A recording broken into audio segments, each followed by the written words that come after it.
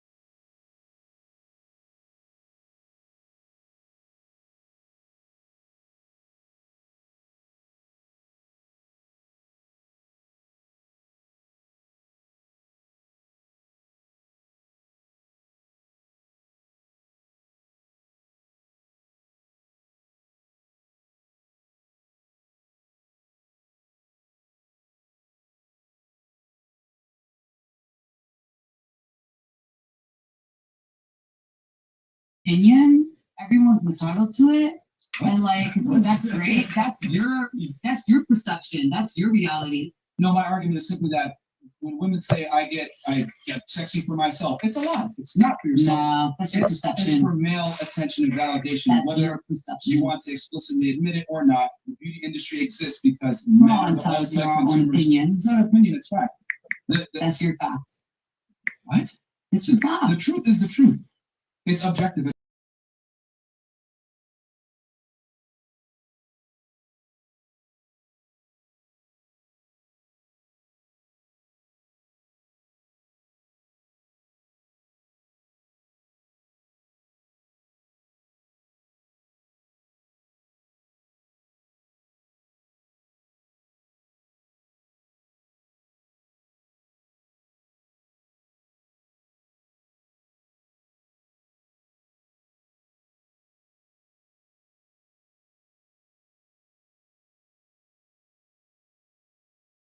Products from the beauty industry, and I'm saying that to illustrate my fact that the beauty industry exists and is a very profitable business because women know deep down that their value is determined by the way that they look to a significant degree. Since I was really at a young age, I literally looked at magazines and I was like, why am I so infatuated with perfection, The right? beauty industry, again. Right, okay, beauty industry, right.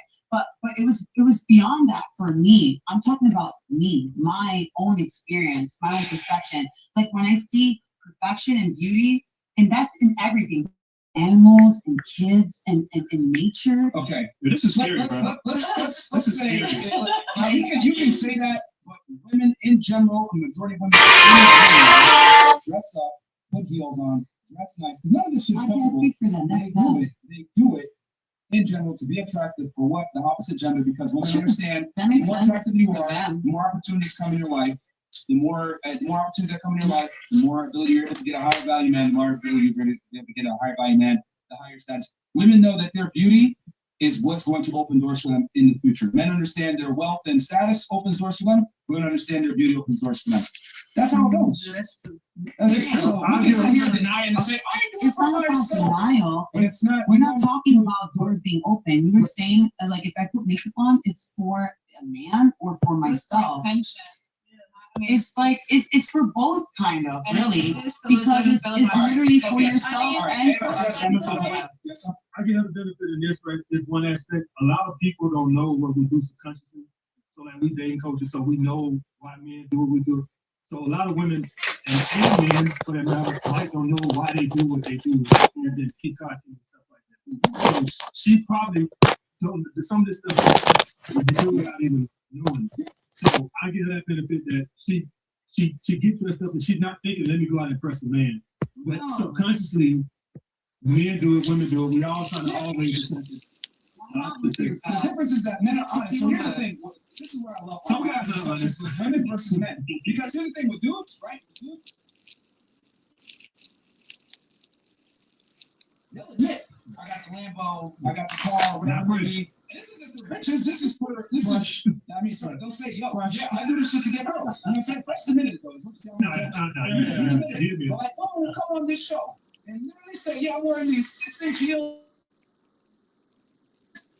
Go to the gym and bust ass ladies extensions, sitting in the hair salon for 7 hours for me. No, you fucking don't, bro. You're doing it to create opportunities with the opposite gender, whether you want to admit it or not. Just like men, because if you let them their own devices, bro, they live in a shitty ass apartment, everyone on the fucking floor, on $10K a year, $20K a year. It doesn't take a lot. How are you gonna get bitches? You need to increase your status to get money. Everything that people do, whether it's male or female, is with sex in mind. Whether they're conscious about it or subconscious about it, because we're put on this earth to do what? Procreate. So to sit here and say, "Oh, I do it for me," blah blah blah, that's disingenuous and a biological fucking lie. Because we're here to procreate. Everything we do has sex to some degree in the back of it. Right? Men acquire status and resources and bust their ass to create these resources for sexual access to women. Women bust their ass to become beautiful and stay in shape to some degree and keep their femininity up to attract men. It is what it is, man. What about lesbians? They exist. Exactly. I think that in the lesbian community, a lot of like perceptions of beauty are different. Yeah. Like we see like lesbians performing in a different because I way. want to fuck you. It's like you're hot. Like it's a genderless situation. Okay, well, lesbians are a very small percentage of the population. We're speaking in general here. And then a lot of lesbians are bisexual, you know what I'm saying? So they'll. Are you a lesbian? No. I don't know if you can speak and say a lot of lesbians are bisexual. We've had them on the show, a lot of bisexual, a lot of women that identify as lesbians also like men.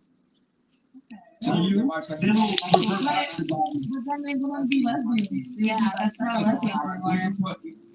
Bisexual. But they'll say, "Oh, I don't know, let's do girls right now," and then they'll eventually go back together. But what I don't realize is when I ask girls that are bisexual, you have to pick one gender. Which one is it going to be? They typically go with men. Except unless it's like a hardcore, I only deal with women, that's it, whatever. That's cool. Lesbians are a small minority of women. Most women want men.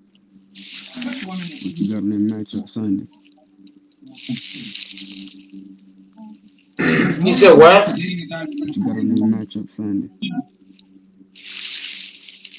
What I got on the matchup Saturday?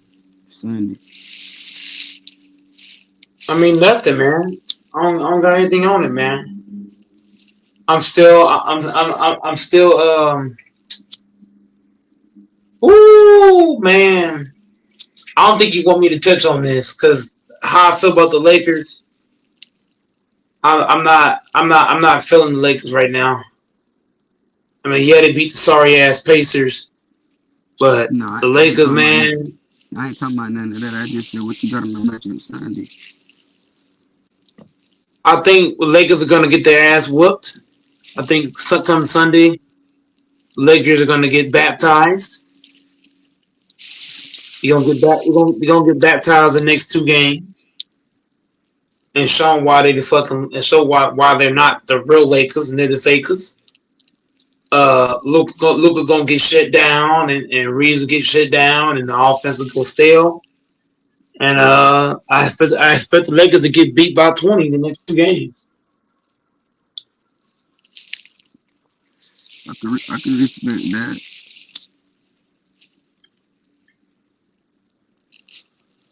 The Lakers are the kind of team I got no confidence at all in the Lakers. We could be playing the fucking Washington Wizards, and I would feel like they can beat us. The Lakers give me no confidence. The way they play such like they don't play consistent good basketball for me. They'll play good for a few minutes and then fall off a cliff. So whether we're playing a top team or a worse team, I got absolutely no confidence in this team. We got too many liabilities on the court. Luka and Reeves can't guard a parked car. The bench is sorry. A lot of players are inconsistent. The Lakers as a whole is not consistent. So I can see us getting beat. But to just answer your question straight up, I see us getting beat by 20 the next 2 games. Me personally, I ain't really gonna give no predictions. I just want to see us play look like a basketball team, and I want to win. I do want to win against some good teams, but shit, I just want to see it look like a good team. Yeah, that's like saying I want to be a billionaire.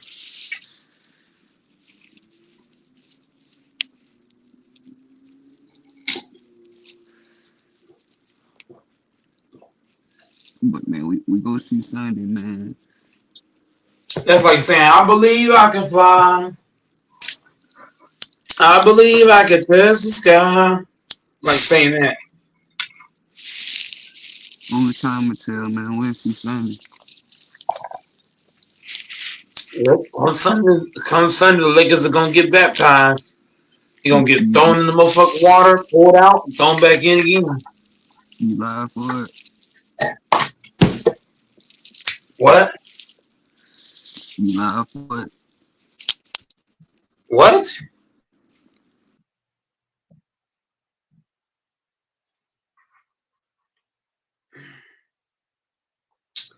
And guess Cam fell out.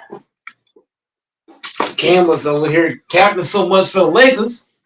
His mic said, "No mas, no mas amigos."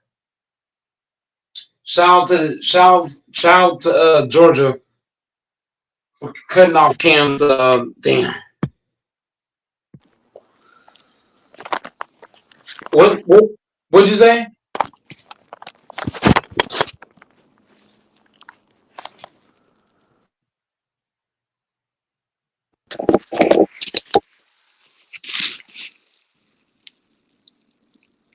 And no, I'm gonna say straight up no.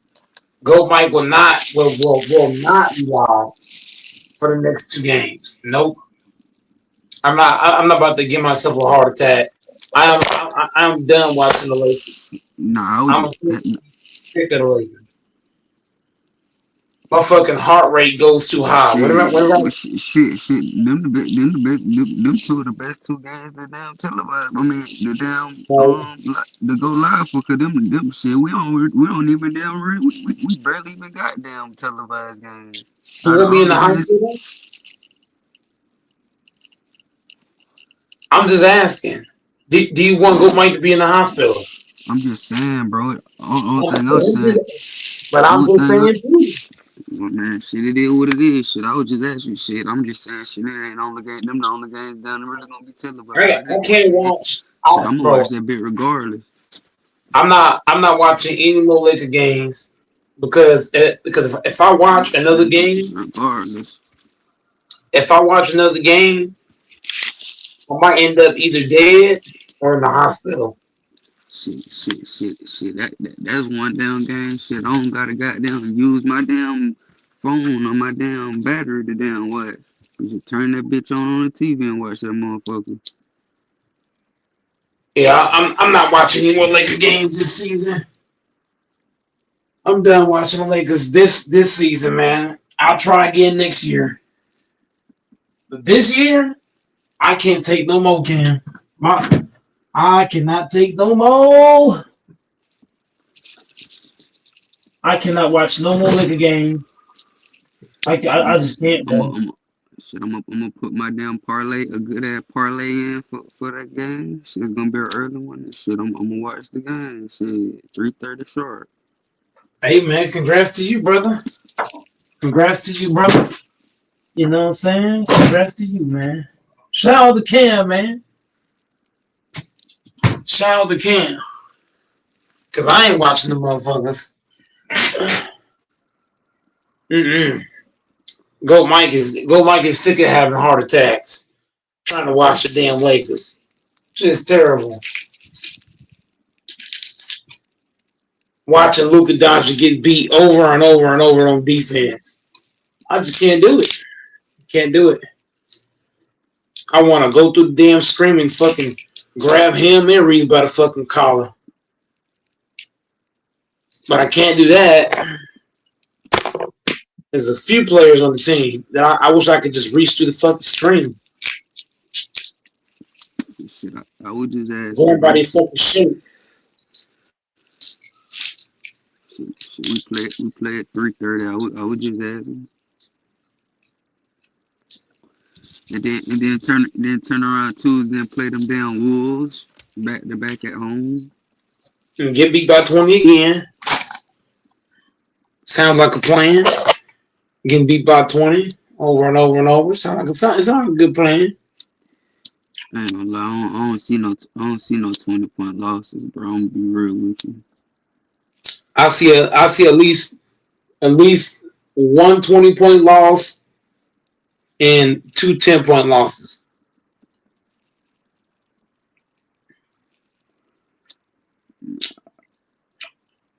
Because Luka's gonna get one tech. Luka might get suspended for one of them, one of the next three. I'm telling you, Luka. If he gonna get suspended, it's gonna be he gonna get that he gonna get that tech. If he gonna get that tech, he gonna get that tech in that Minnesota game and jeopardize it because he'll jeopardize just missing Chicago. That's I don't think he gonna get it, but I'm just saying if he do get that bit, I think that'll be the time he get it. Within the next 3 games, he gonna get one. But he ain't gonna get it knowing that he play a good team the next game. Yeah, he is. Nah, hell nah. He gonna get a tech. Shit, that's why his ass was acting so dramatic and shit after that when he got that 15th one. When he got that last one he just got. That's why his ass was acting like that because he know he don't want to get that bitch. When he play against the T-Wolves, the T-Wolves play very physical, and they do a lot of hand tech and slapping. I just said that, bro. I said if he gonna get the tech, it's gonna be in the Minnesota game, and he gonna jeopardy. He gonna miss the Chicago game because we play Chicago after we play Minnesota. So we play Minnesota twice. We play Minnesota twice. You said it. No, I didn't, bro. I didn't say that. I said we play. Local schedule. I said we play the Knicks and then we play the Timberwolves back to back at home. It's not back to back games, but I'm saying we got back to back home games. You didn't just say T-Wolves back to back, sir? Man, I just told you what I just said, bro. I said we play the Knicks and the Timberwolves, bro. That shit evident. Everybody know that. You can look at your schedule and see it. What the fuck is wrong with my phone? Let me see this fucking schedule. Okay, I'm trying. Man. Damn, my screen is not. Hold on. What the flying fuck? Why is it making me go through so much shit to get to the fucking games? What the flying fuck? What, I gotta type in the whole fucking thing? Lakers schedule? God damn. Knicks, T-Wolves, Bulls. Shit, he might get a tech in the next game. He might get one in the next game. Because the Knicks are also a physical team as well. They play physical as well. He gonna get one. He got a great chance to get one in this game. I'm telling you. Shit, that man might not get a tech the rest of the day. And I hope that shit don't. I hope that shit don't carry on into the playoffs. I hope that shit just for the regular season. Because if that shit don't reset after the regular season, if you still got 15 going into the playoffs and they do it like that, oh man, I hope that shit. I hope that shit ain't no playoff thing.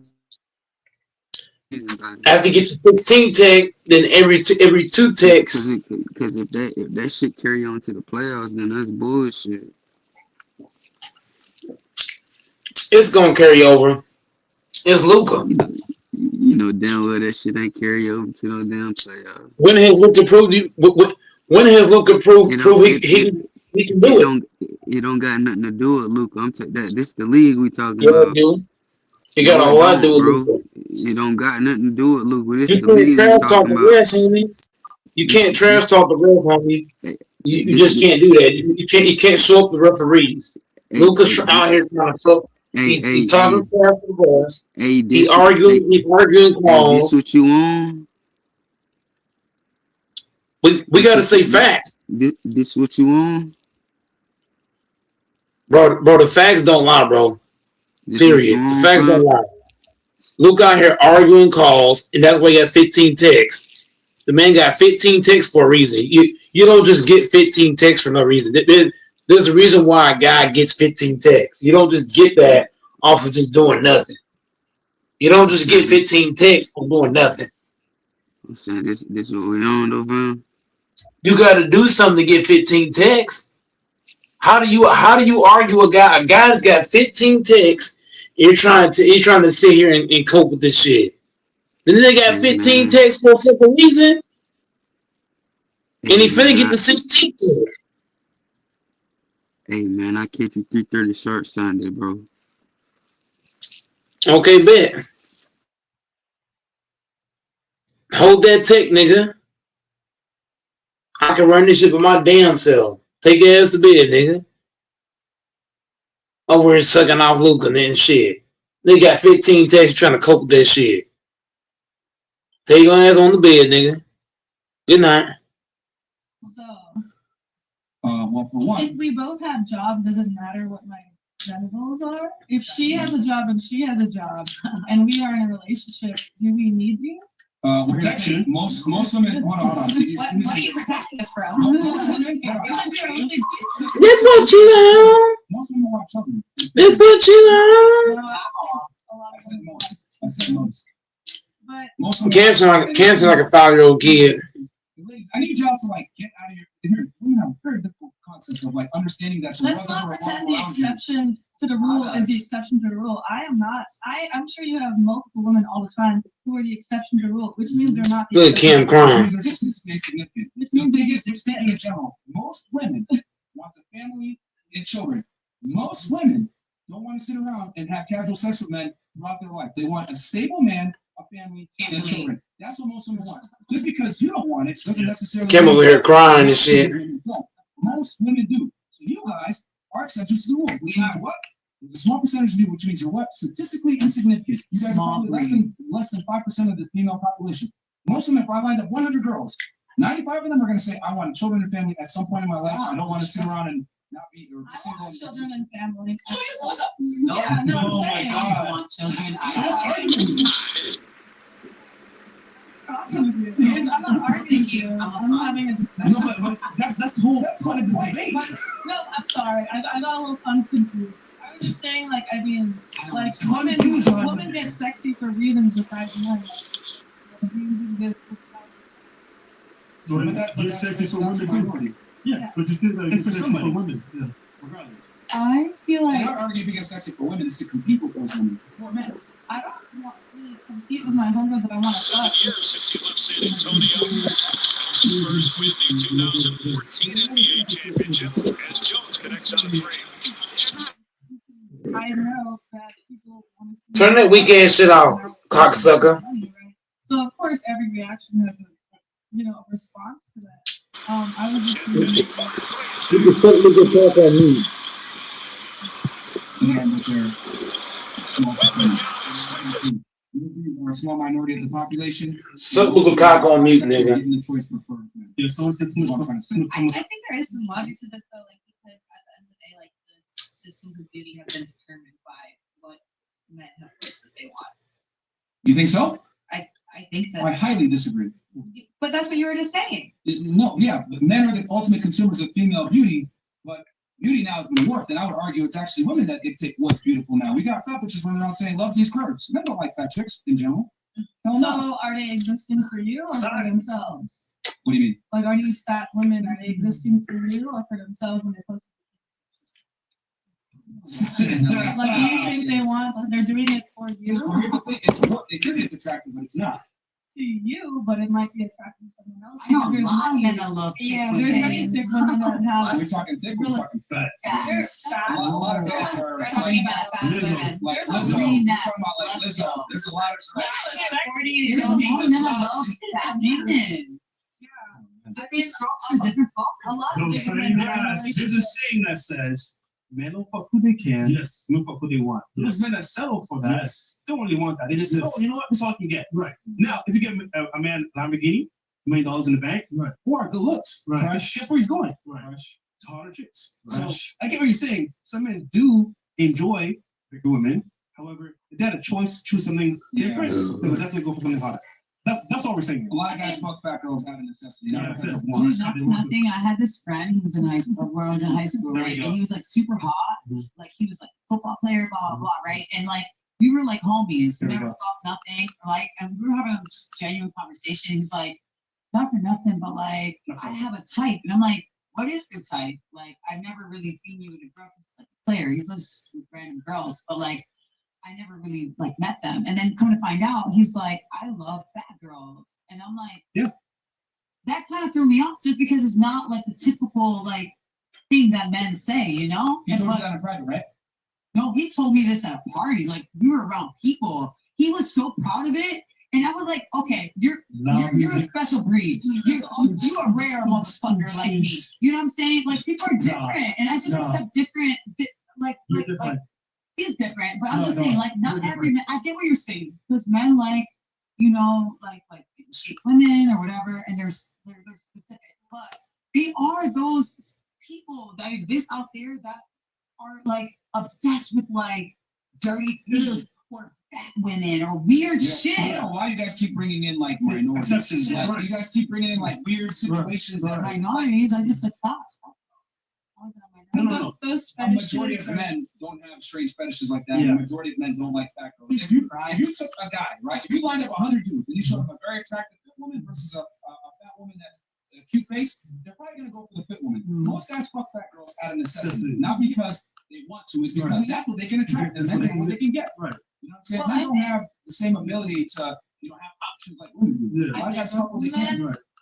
we all have standards. Like, you know, I don't always fuck a 6'4" stallion with a buff like six pack. You know, sometimes it's just a guy that's really funny at a party. And these are not minority instances. These are things that happen every day. And we are all pretty, you know, like good looking people at this table. But the rest of the world doesn't look like us. You know, if you go to fucking, I don't know, like Wisconsin or some shit, like there's not really that many Here's the thing, the female experience, hold on, hold on. You're making a great, here's the problem. The male experience is not the same as the female experience. What I mean by that is an average woman has more options than the most attractive men. Yeah. And I don't think women can grasp this concept that a man that is in the top 1% of looks doesn't get as many messages as a girl that's average. And we have studies that show this. But those options aren't real because most of those guys kind of suck and they don't know how to talk to women. Or they're kind Well, of you have the option, but you have the option. Those You don't aren't get a chance. real options, right? Like you seem to get probably better cream of the crop women, right? Is it about quantity or quality? No, Men but want quantity. the point Men is, want the quantity. average guy doesn't get any options for the most part. If he does get options, you get options. You can filter out. Okay, he's good. He's Well, nice. if You know. we're talking about social media, then yeah, like women do have a more active Yeah. presence. So of course, most guys Instagram are like what, 3 pictures. Even if they Yeah, don't have an right? active social media presence, they're gonna Yeah. get more We options. go outside, we go to the park. This woman here is a pretty open woman. We just went around the table and all these women got these crazy things. But that is not the normal woman. Yeah, facts. I'm Clay Fuller, and I heard this message. Kind of like talk to a man first, which is why men don't get as many like men don't get reached out to by women. You know, I'm foreign and I may not seem like it, but I'm kind of shy with like kind of reaching out to men sometimes. But that doesn't mean I'm not necessarily attracted. It's because, you know, back in the day I didn't want someone to call me a slut for DMing this guy or be like, oh she's now I don't care. So I will shoot my shot at however many men I feel. But men, you know, are more comfortable shooting their shot to like 50 men. They're more They have to. comfortable. You have to. Yeah, but I'm saying like, you know, I would Like like women are just socialized to not really reach out to men because they may not see it as a feminine trait. But this is what I want to know. This all this feminism shit. It's amazing how y'all always do this feminism, free woman shit until it's something that y'all got to put some work in. Like what? Like So you liberated. So reach out first. This is a new age, right? No, I'm saying I do reach out. Yeah. I'm saying at this point in my life, I now reach out to men. Okay. No, the point is that, again, you keep repeating everything you say back to yourself, which is the problem here. You are not like most women. No, you're not. Most women are not going to reach out. Right. Most women are extremely selective. Most women want a guy. They'll be 5 foot, average looking, want a man who's 6 foot, $100,000 a year bare minimum. That's what I'm trying to say. Most women, average women, don't want average men. Which is A lot why more there's such a girls huge with ugly discrepancy. boyfriends than hot guys with ugly But girls. remember, Yeah, I agree. is your one experience that you're seeing? You're not seeing the general population. We're just saying on number scale of people in this whole world that we have right now, most guys definitely don't have options that you have. Are you, here's the thing. I don't know if you understand this. Your entire business model, how you make money, is predicated on the fact that men don't get sex. Think about this for a second. I would say a lot of men. Hold have on, sex, no. and they're Actually, they still don't. bad. Hold on. Let me answer. This is the thing. 1 in 3 men between 18 and 30 is either a virgin or hasn't had sex in a year. Think about that for a second. Like, I need you guys to really, like, especially for the porn stars here.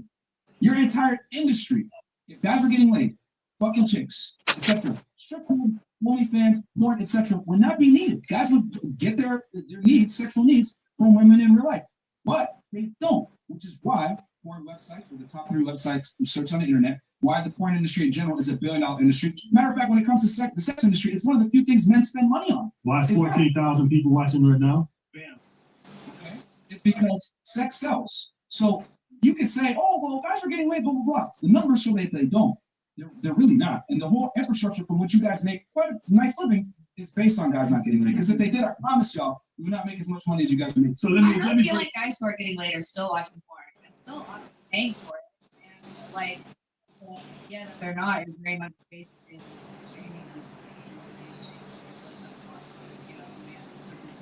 Enjoying porn. Also, your whole podcast is, your audience is men who possibly aren't getting it. We have the same hustle. We're getting the same dollars. Well, no, Not really. Not really at all. And it was funny, even at that porn convention that we all were at, I saw 2 niggas, right, at the porn convention, like, one corner to jack off. If you're getting laid, you're not doing that shit. So guys, even in our home base, we're not getting laid Like either. in the, Yeah, that's not, well, the point is that, like, most guys are not getting laid, honestly. You got somebody in my school? If they locked all of us on the alley, Yeah. it'll be 2 guys in here fucking, and the rest of the guys in here be looking crazy, horny, holding their dick. I don't think women grasp that. They'll probably fucking hate girls. What is this writing is that a minority of men, let's say there's 100% of men, only a small percentage, maybe 10 to 20% of guys are fucking the majority of the girls. I think a small majority of them knows that That's women right, be guys. fucking, but a lot of these women may not be fucking. Let me rephrase that again. A minority of the men have all the women. In other words, to the victor goes the spoon. Women only see a small percentage of men. Most guys are invisible to most women. So girls, if guys that are 6 feet tall, etc.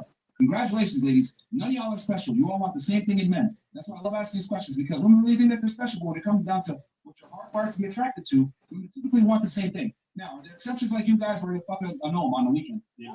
Maybe, yeah. But most women, if I ask them what they want, they describe the same archetype of man. So what I'm saying is that there's not enough of these guys to go around. So what do girls do? They end up sharing.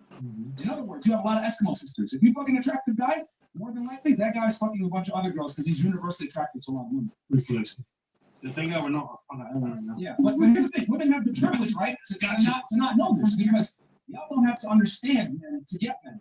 We have to understand women to get women. So we have to know these numbers and traits and everything else to be attracted to women and know that the odds are kind of stacked against us. But for y'all, you just exist and the man comes to you, or in her case, exist. All right. Well, what about women that aren't very attractive? You're talking about like women that probably get somebody. There's a bunch of women who aren't having sex because they're not. There's no such thing as an involuntary celibate woman. A woman can get laid. There's a lot of weird ones Who? that I've been in conventions standards. There are weird. Name one. You know what? I'm What gonna say do that you there's mean, been man? times in my life when I really, really wanted to be getting laid, and it was not happening. Hold Even I was putting out feelers to get laid, and it wasn't Hold happening on. in my life. No, you didn't allow it to happen. Yeah. That's the difference. No, I really wanted it to happen. You know, Go stop. to any club in Miami. You can go to any club in Miami right now. And go. Someone's gonna still have sex with you. Facts. It's cat. Like Yeah. that's what. Any girl in here. Any girl in here can get laid, bro. I've seen every girl. And no matter how ugly a girl is, there's someone that will fuck her, bro. Even your jumper is high. Some guy, Something. If you want to fuck a Men fat still girl and that's fucking not really your style, and that's what you can get, then yeah, you are lowering your standards, right? If you could only fuck the same type of sexy, bodacious woman, then yeah, you would. Same thing, like, if I could fuck the same hot guy all the time, that'd be awesome. But, we all equally have standards. Like what's the vibe on See, that's the right? problem is that you think that men have the same standards you do. We're not. Most guys will smash anything they can. And I'm saying, like, that's on men for lowering their standards to still get a nut off. That's what you just said. Like, They don't have the capability to have standards. men That's get what I'm what trying they to say. can. That's what I'm arguing is that men don't have the luxury of being able to have standards in place because sex isn't as abundant to them. Let me ask you this. Let's say you want to go out there, only play 6 figures. You can't get none of those jobs. You just keep going back to those same jobs, but then you lower your price range. I would, first of all, Let's be real. But I'm talking about bills coming in. So that's cute that you gonna fix the resume, but the But bills having coming sex in. is not a need like getting my bills paid, right? Like you could go out to the club and it's fine. No, I totally get the analogy. Yes, men will fuck something that has a fucking pussy and they'll be happy with it. If I'm trying the 10s, I can't get none of the 10s, and I go to the 9s, I can't get the 9s, I can't get none of it. It's natural human nature, just keep moving down. That's just how it works. Is that what you would do? I have to. Okay, but what if you were in that situation? What would you do? I guess I don't have to. I guess I don't have to. No, I just don't. Be an incel, I guess I don't have to. You're just gonna lower your standards continuously until you get laid? So if you were in that situation, Thank God I ain't never been in that position. I'll never get the fuck out. Thank you, Lord, for being 6 foot 4. We just say most guys. Look, I didn't know guys want to bust nuts, 100%. Now, what they can do is get what they can, which means, for example, let's say I want to fuck Kazumi, right? It's just an example here. for example, yeah. But I don't meet her standards. I can't fuck her. Okay, yeah, right. Let's say I'm her standards. The point is that like we do what we can. That's it. Pretty much. Nice. Yeah, I mean, I don't know how you guys. Does this make sense for the ladies on the panel? Then No, women don't grasp this. like it's so easy, but they it don't is grasp so this. difficult for so many women to understand that like our experiences dealing with the opposite gender are complete opposites. For the man to get the same abundance as a woman, he's got to work his ass off to even get a fraction of what an average woman gets. Like it's simple. Like you guys work in an industry that literally is built off the backbone of guys not getting laid. Let's flip it around. Are there girls out here paying for porn to watch dudes fuck girls? Not really. If let's say we took all the male consumers out of the porn industry and only left it with female consumers, y'all would be bankrupt in 20 minutes. Women don't pay for porn. Men do. Yeah, I mean, the exception to the rule when we have, Then what? a different. I'm not gonna lie, Byron. I did not know guys was like this too till I became a day coach. I started getting emails. Yeah. Before I became that, I had no idea that this Like thing for guys. something like I this. did not know. Yeah, they might not know. Yeah, I didn't even know. You know, Right. You're saying there's a lot of girls that There's a lot of, and there's certainly way more men. That's, Like 90%, I'm not, right? I'm not, yeah. let's say we took all your male clients and only left you with females. You would probably have to get another job is what I'm trying to argue. I don't think I would, but I would be making way less money. You'd probably lose 80% of your revenue. I would still be fine ultimately if I lost that much, but I mean, I would. Okay, maybe that too, because you're in the start. A lot of other girls would have to go get another job is what I'm trying to say. I for sure agree with you. The porn industry for women doesn't necessarily exist because you guys already get an abundance of men. Why the fuck do I need to jack off or figure myself to do something on the internet when I can go and get this in real life? Men don't have that privilege is what I'm trying to say. Therefore, they pay for porn and they watch porn. Once. Okay. Thank you for proving my point even more. No, he definitely gets pussy, for sure. I just want to be experience. I personally want to experience how it feels to pay for sex. Like, you do realize what you just said. You're not going to ignore, I'm right? not arguing with you. I'm just having a conversation. The fact that he had pre-selection, he had a porn star on his arm, and you still had to pay another woman fornication I with didn't him. have to. You didn't I have was- to pay. It was a You gift. wanted to pay. I thought it'd be nice. But yeah, someone said she has too much coming in her head to fix it. Maybe, bro. I don't know. Okay, we gotta move on. Something earlier. You guys say something? So we don't put chats in, guys. Like to be the Yeah, for all 14,000 tuning into the show right now. I said this before, I'm going to say it again. Women don't give a fuck about your problems. They wait at the finish line and pick the winners, guys. And this proves that, like, you guys have seen on this podcast many times where I've explained this concept that most men are invisible to most women. A lot of y'all think I'm kidding around when I say this shit. Yo, you have no choice but to level up. Watch the show that we did earlier. We talked about you got to get your money up, get in shape, etc. Women don't give a fuck about your problems, guys. Like, you see it right here. They didn't even know that. Most of y'all are struggling with girls. The thing is, why would they even know? Why would they even care? You don't give a fuck. So there's no choice. You must have a clue in 2022. All right, this is officially ready for tonight's episode from Sophia on down. So, Sophia, right? That's you? Well, you said you're going to be there until the show. 7 4 4 4 8 8 2 5 0 4. You I get a zero. You're a cheater. I'm a cheater. You're a cheater. Nice. One good game, he goes $50 in the grabber game, and then chill with 304s. Oh shit. The junior. Oh, shoot it. Yeah. The JR goes. Yo, shout out to FNFM, retired military. Just restarted my fitness journey. Keep throwing these heat rounds. Everything you guys are saying is spot on. Once the stars start, what makes you stop? All age possible. Okay. Well, okay. So for the 4 stars, what will make you leave the job for the industry? So, as an OnlyFans person, I own all my content. Okay. So, even though I may not physically be making porn all my for the rest of my life, I will still be probably selling it as long as people want to see an Asian girl get fucked. Like that's my video to sell. But I do invest my money in a lot of like. No, he's asking like, what would make you stop though?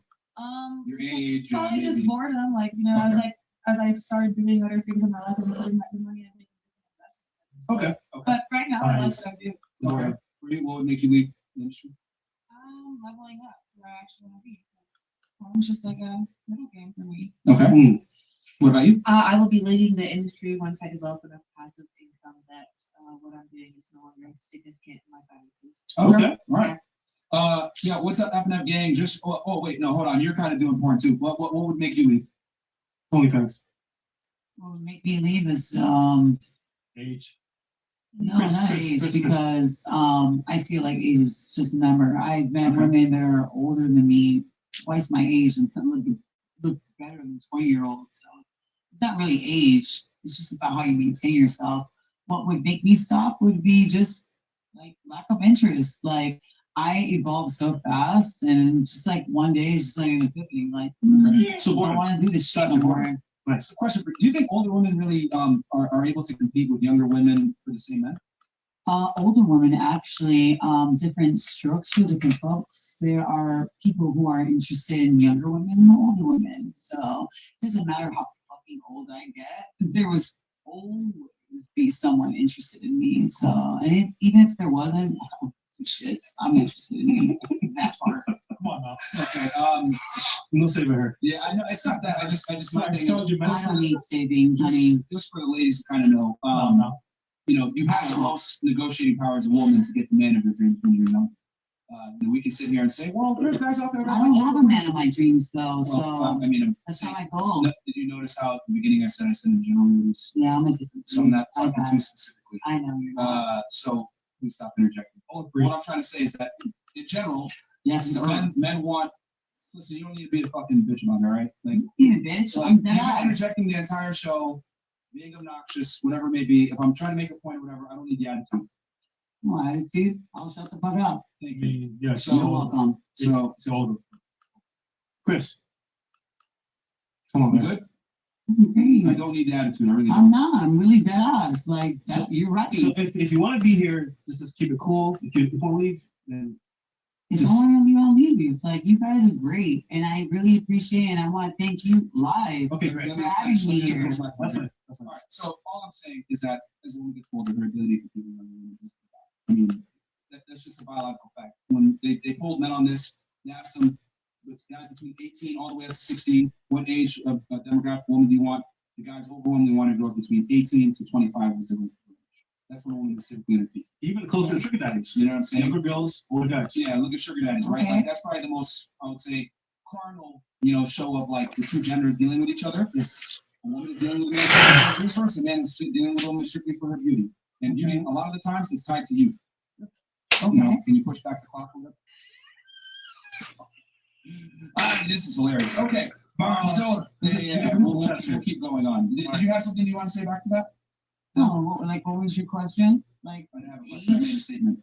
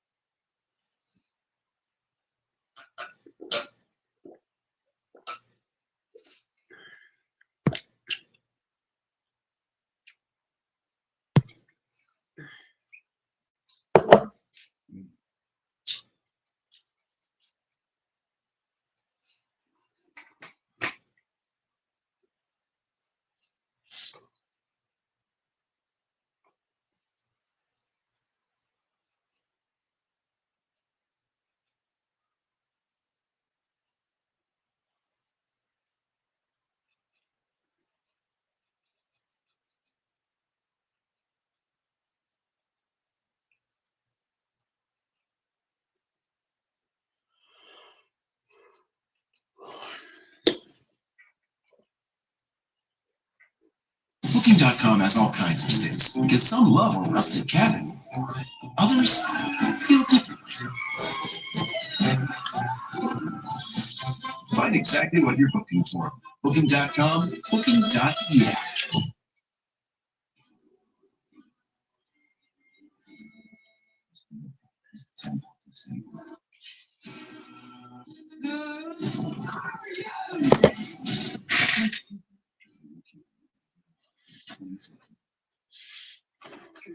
You're the pilot? Sure, yeah.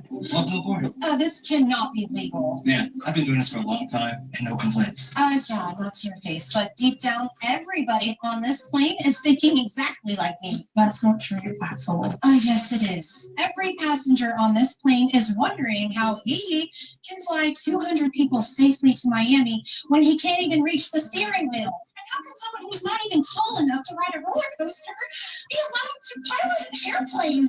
Really?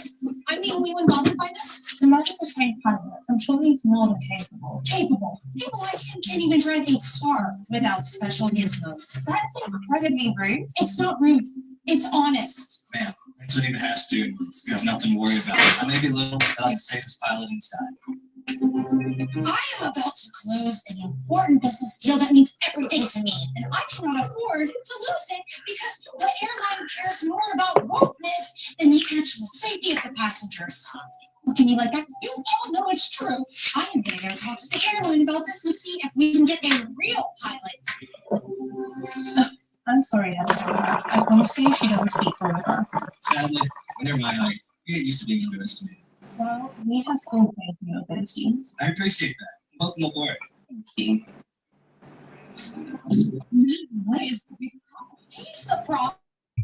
Call yourself an elite airplane when they clearly hired an unqualified pilot. I don't understand. Captain Allen is one of the very best. Best at what? Being a charity case? You must know Captain Allen has won every aviation award. Your airline knowingly is jeopardizing every passenger on this plane in their lives, okay? It's crazy.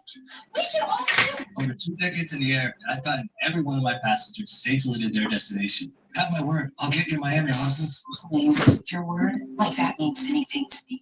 I demand you give me a new flight, or else I'll be calling my lawyer. This is the only flight going to Miami until the end of the day.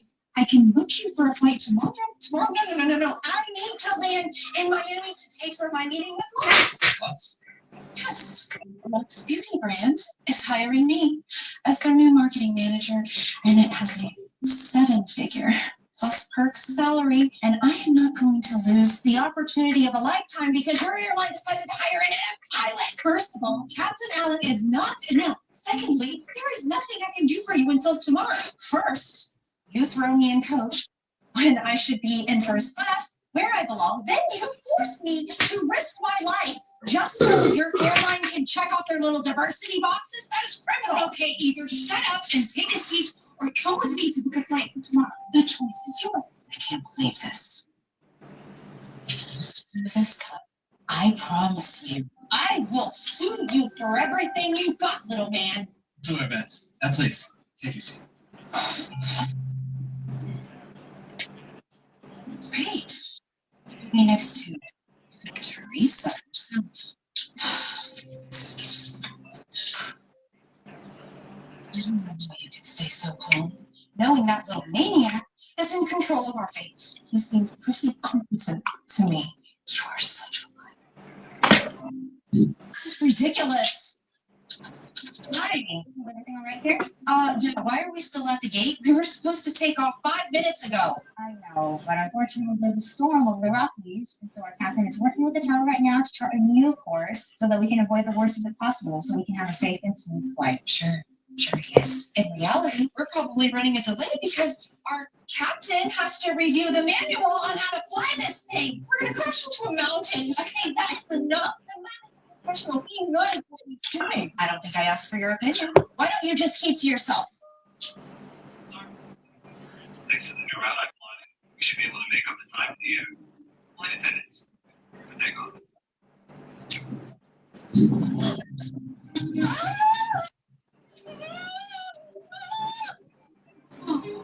What's he doing up there? Did he fall out of his booster seat? Okay, that's really not funny. I am not laughing. My shirt is ruined. But it's harmless. It happens to every pilot. Why are you standing up for him so much? You don't even know the man. I'm a bigot when I hear one. Oh, I'm the bigot. For what? Wanting a real pilot? Excuse me for wanting to live. And gentlemen, welcome to Miami. 20 minutes early. Unfortunately,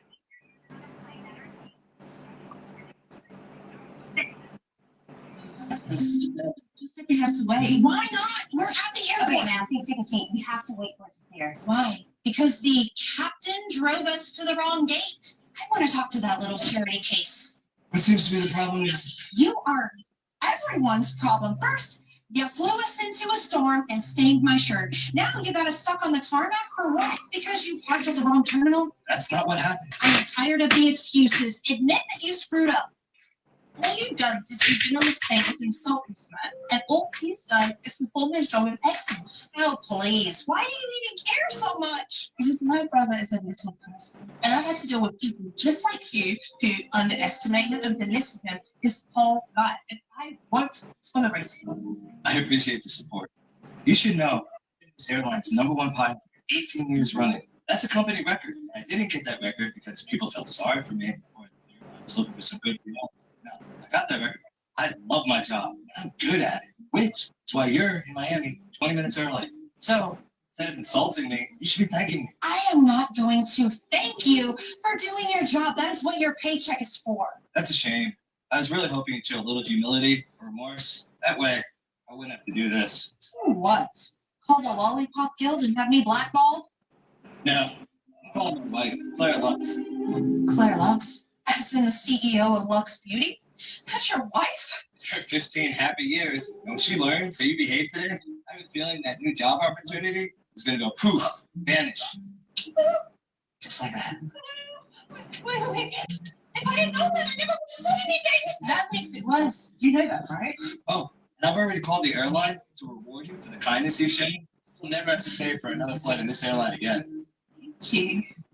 Hey, honey, I just wanted to give you some new information about the woman you're interviewing today.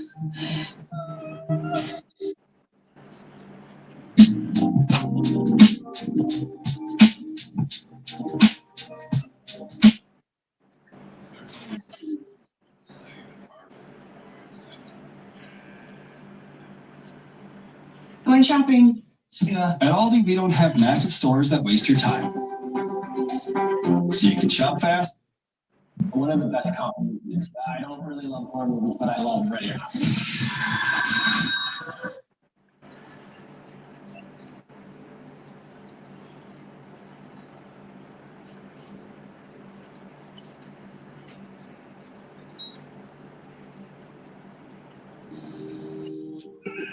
Come on. You gotta be kidding me. Is there a problem, sir? I can't see you. Why not? Look, as soon as the plan rests, so I'm fresh for it. I can't do that if I'm stuck next to a stinky, screaming baby. Sir, Don't serve me, okay? I've been a frequent flyer on this airline for years. I didn't hand a different seat. I'm sorry. The flight is completely full. There's nothing I can do. Now please take your seat so we can close the cabin door for departure.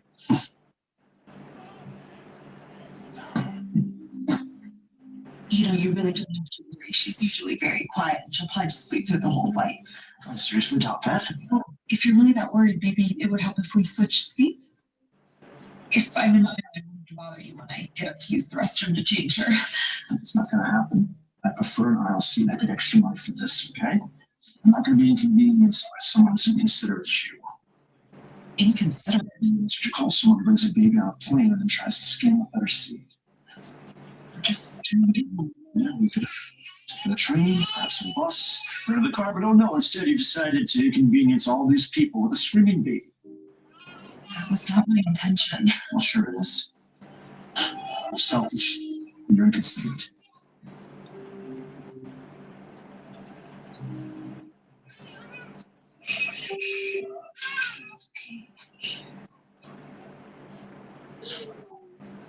Okay, get you changed.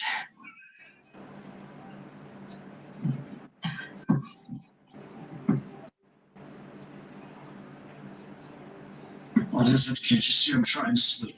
I'm really sorry. I just need to get out and change her diaper. It's too bad. Should have thought of that before the flight. Now leave me alone. I'm trying to sleep. Excuse me, I really need to get out. It's just gonna happen. Look, you got to wait till we land, okay? Because I'm not gonna move. You can't do that. Can you watch me? Is there a problem over here? Yes, there's a problem. This woman won't let me sleep. I asked him politely if he could move. I need to get out and change my baby's diaper. That's too bad. Sounds like your problem, not mine. Actually, sir, airline regulations say you have to let her out. You're fine. Okay. That's what all the world these days. People have no more manners.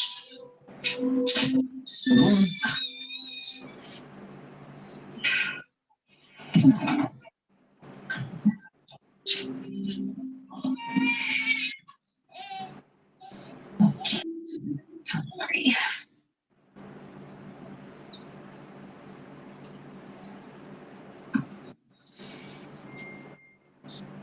For Christ's sakes, what are you doing? You can't do that on a plane. Do what? I'm just feeding my baby. You are exposing yourself. I don't sit here and take this. Oh, can you keep that thing quiet?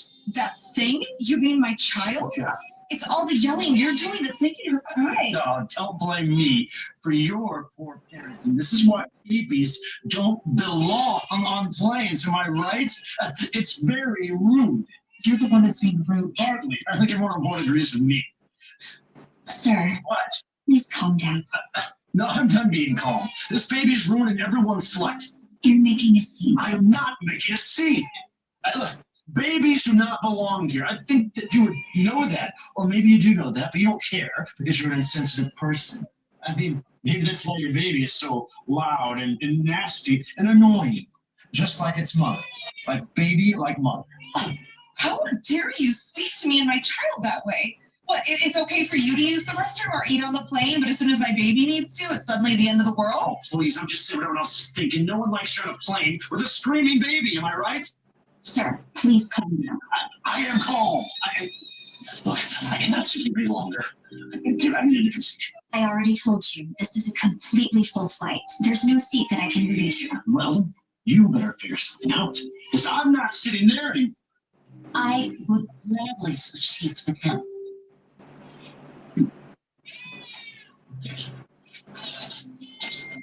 Thank you.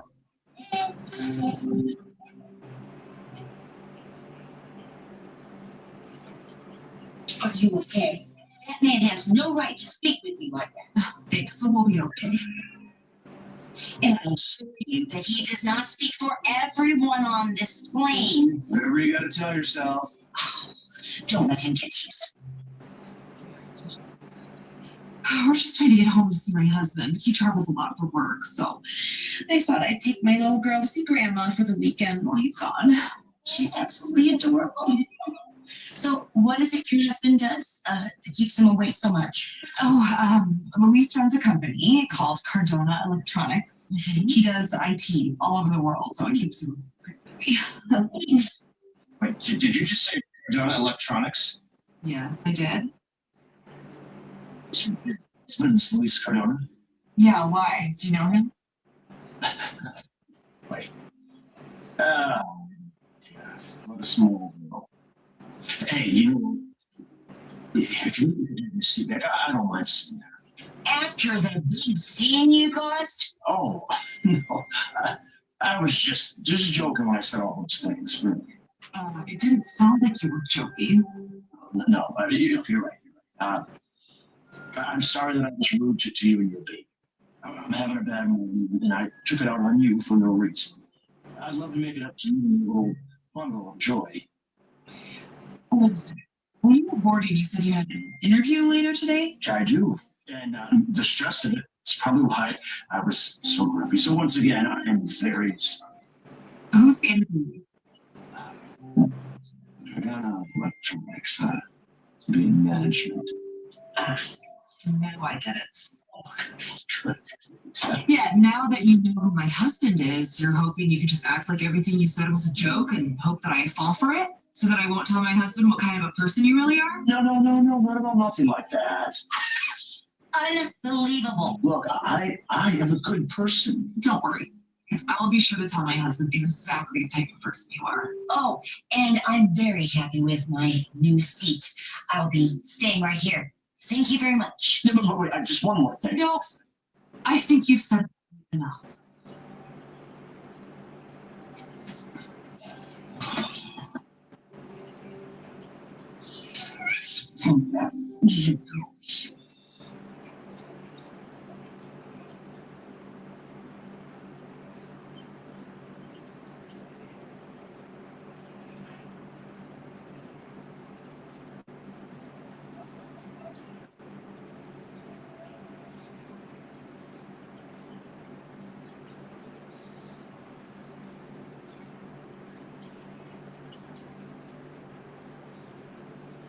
The schedule is packed with things that they have to do, but with so much to choose from, you'll find something great.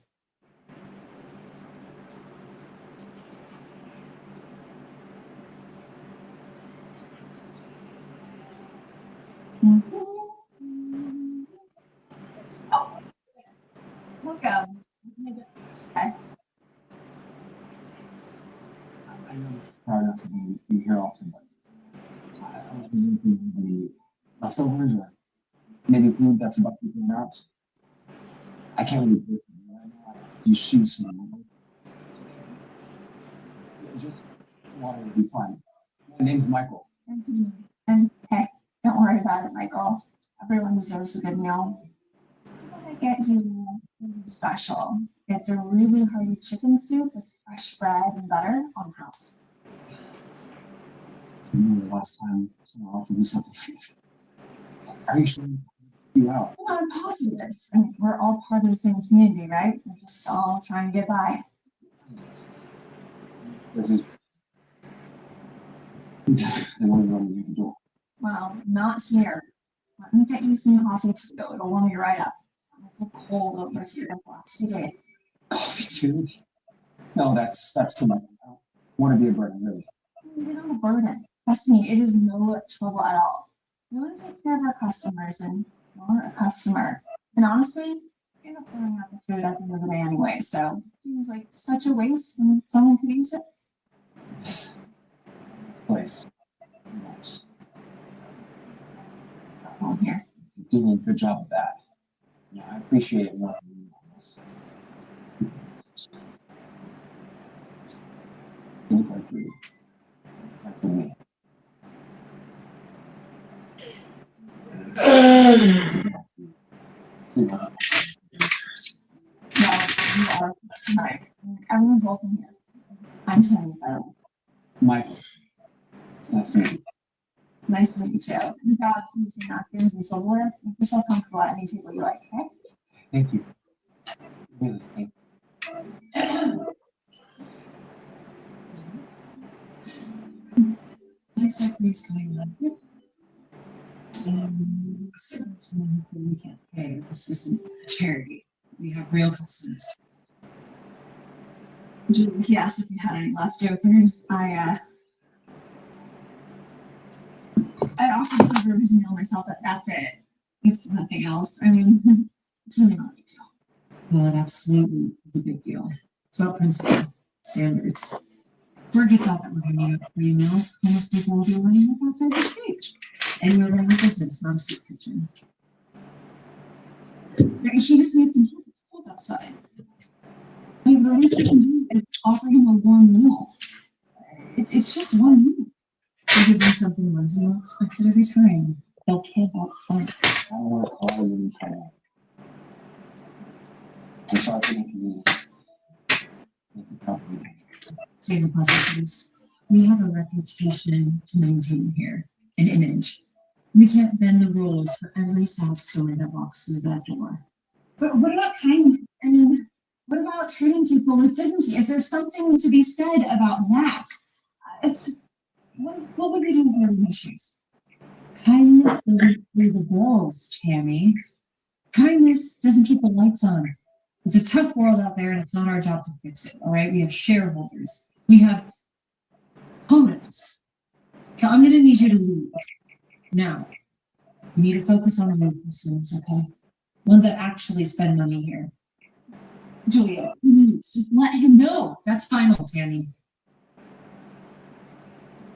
Michael, I'm so sorry. At least let me show you where the restroom is. You can use it before you go. It's just right around the corner, please. Thank you.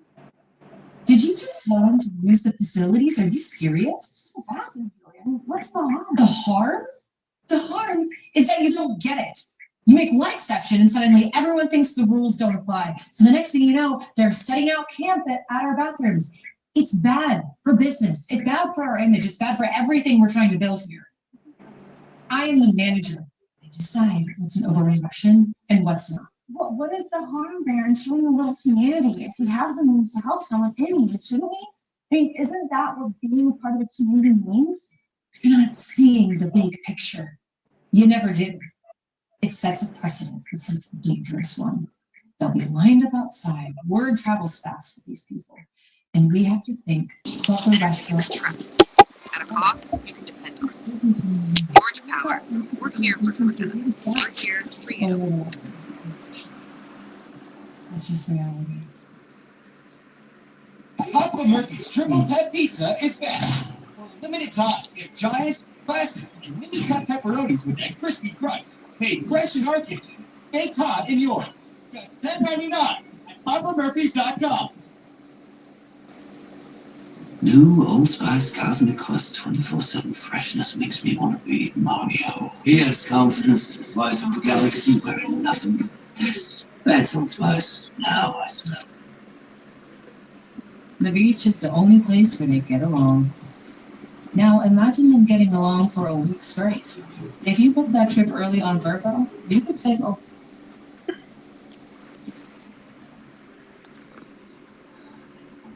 Sorry, I didn't trouble. I was just leaving home. Why are you still here?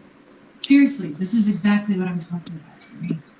You give them an inch and they take a mile every single time. He was just using the bathroom. I mean, that is all. You're making this so much bigger than it has to be. What are you doing there anyway? Did you take anything in soap, paper towels? The people are always taking things. I didn't take anything. I just washed my hands. Sure you did. Excuse me. I couldn't help it over here. Not to say this treatment is completed. I'm sorry, but this doesn't concern you, sir. This is between me and my staff. Okay, I've been a regular customer here for years. Okay, for years. And I'm appalled by what I'm witnessing. Absolutely appalled. This man has asked for basic kindness, and you're treating him like a criminal. You don't understand the full situations. There are policies, procedures. I understand perfectly. You're showing prejudice against someone because of his circumstances.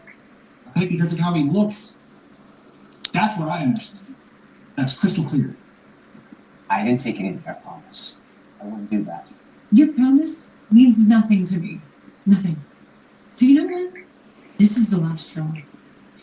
And UFC 3. Instructions. Consider this your last day.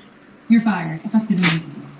What? No, you cannot be serious. Oh, I am dead serious, okay? So clean out your own. No, she shouldn't be punished for showing kindness. That's not right. I'll decide what's right in my restaurant. Hold on. This is discrimination. Okay, plain and simple. This is completely wrong. Tammy was being a good human being. Okay, the kind of person we need more of in this world. This doesn't concern you, sir. I suggest you stay out of it. It concerns me as a customer, as a human being, as someone who has to witness this. You need to leave immediately. Okay, right now, or I'm calling security. And then I'm calling the police. I'm so sorry. This isn't what we're about. This isn't what this place is supposed to be. No, it's not your fault. You did what was right. You have nothing to apologize for. Tammy, finish the day and it's your record. And I'd like your key as well. And you need to leave before I call the police. Don't test me. I'm taking my business elsewhere. And I'll be contacting corporate about this incident. Good luck with that. Corporate doesn't care about one thing. Serious. This kind of treatment is inexcusable. Chose an image over compassion. I chose reality over fantasy. That's what I choose.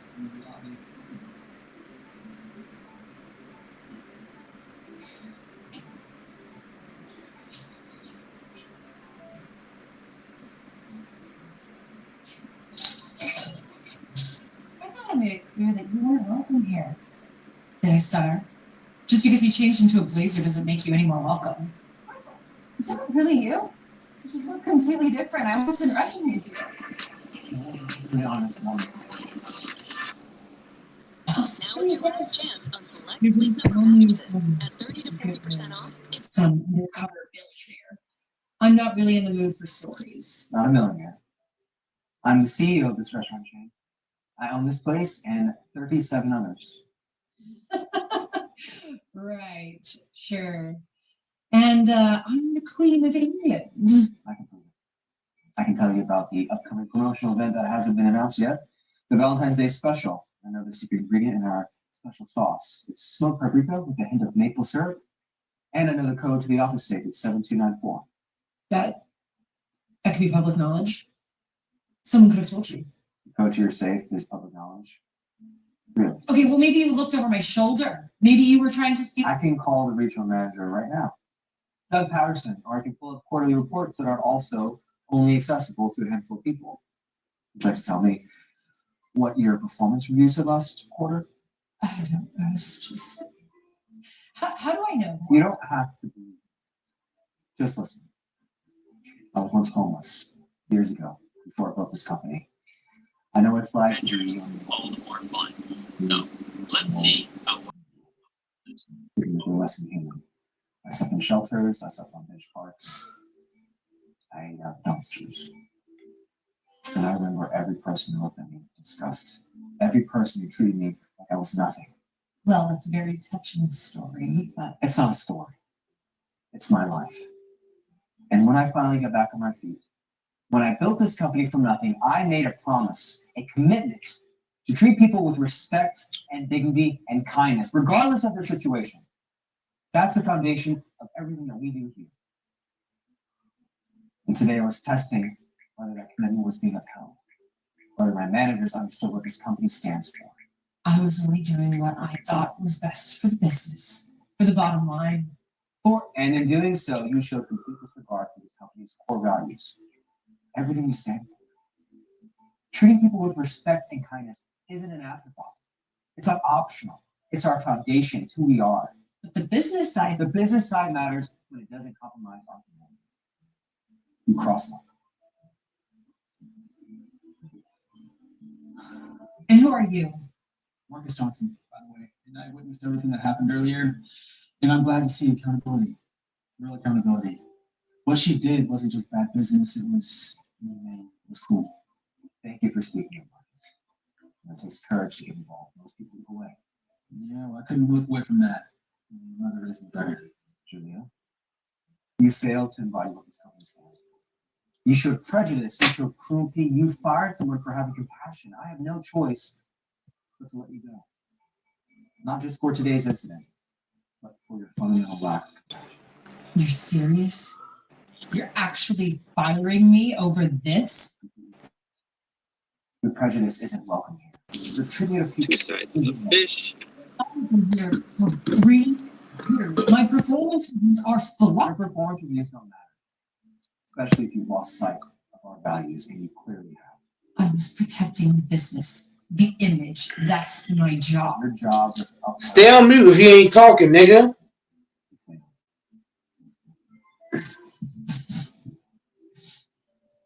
Can't playing, can't be coming off BB and saying shit.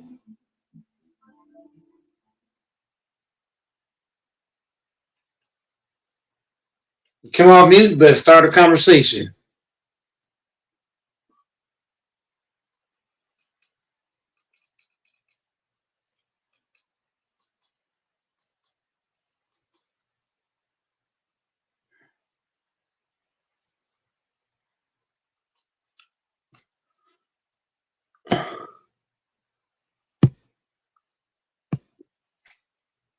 Is that bitch not talking? Is Machine Gun Cam not talking?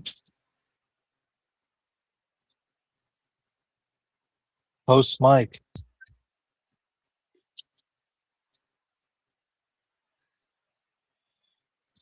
What? There he is. How are the Lakers? Trash. I could have told you that.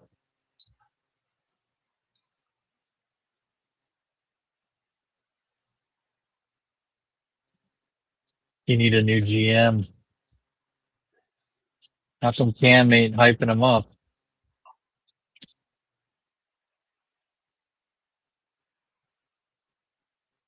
Cam's cool. I'm just kidding. What's up, Cam? What's up, Mike? How you guys doing? Hope everyone's surviving. Yep. You see Tatum came back today, your buddy? I was at work, so I didn't catch any of the games. Yeah, he's back. He's back in black. Well, I guess he's black and he's back in green and white. He's old. And the money line was so good at the end of the third, and they're only down 3, or they're only down 5. The Mavericks got it within 5, and I'm like, fuck. I'm gonna bet on the upset for like a 10-1, and of course, I promptly lost $130.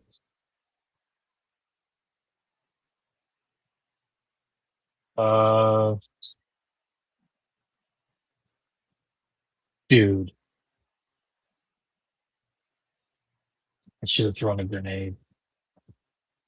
But everyone said, "Hey, Doors."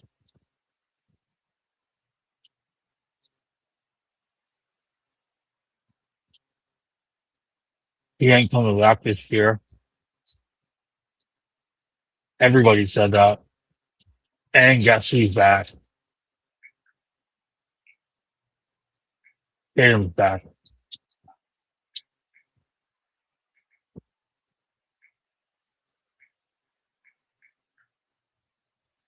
I hear you. Do you hear me? I don't think you do. Yeah, I'm listening to you and I'm typing something at the same time. Are you sexting one of your whores? No, no. Oh, I so almost got that chopper. Oh, chopper got me, baby. It made me come. Yep, you're a 5-second jump. No, the chopper was down like at low altitude. He had just picked up guys or something, and I could have fucking shot him, but I had to reload with my RPG. It would have been the easiest kill in history. Nobody would have missed it.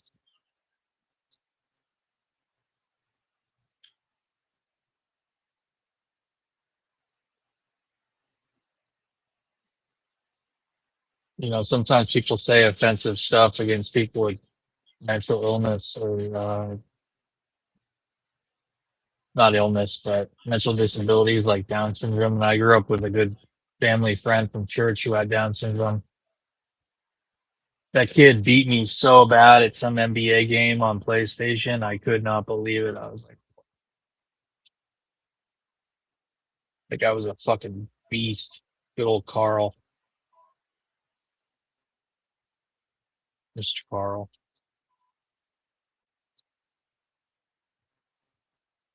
So so if anyone ever goes to say, "Oh fuck, I'm playing like I have Down syndrome at this game or whatever," careful, because that guy played better than I did. To where I didn't even want to play him.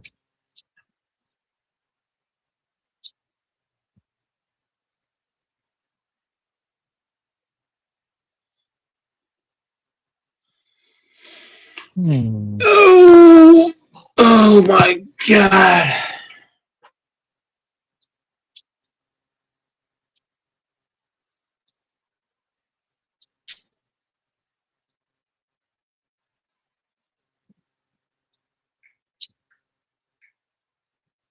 Shooting that chopper out of the sky is so fucking hard. Oh, I almost hit him.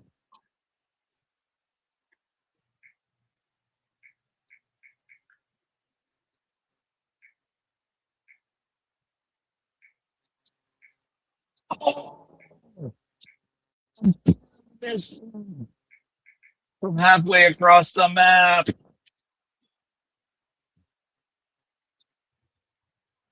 Oh, another clear miss. Oh, someone just shot him down and got a double kill. And I missed spawning in the tank. Where's HC? Where's Pix HC? Little Pix.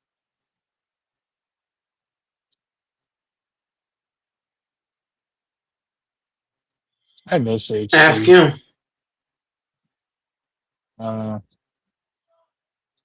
Maybe next time. How's this? Did you have any good conversations today? No. Nope, not one. Cam hopped on here talking about the fucking Lakers. Lakers fucking suck. I hate talking about the Lakers. And I that love Cam. whole I like Well, Cam at too, least but the Lakers is not a team like they're not worth talking about. It's just not. They fucking suck. They suck. When they play against the fucking teams like the Pacers, they look good against teams like that. The Pacers, the Kings, teams like that. But when they play against people like Joker and SGA and all that, they look fucking crazy. The Lakers suck. All the Lakers don't got no good. The Lakers might have one good win this entire season. If you go through the entire schedule, the Clippers beating the Clippers, that's nothing.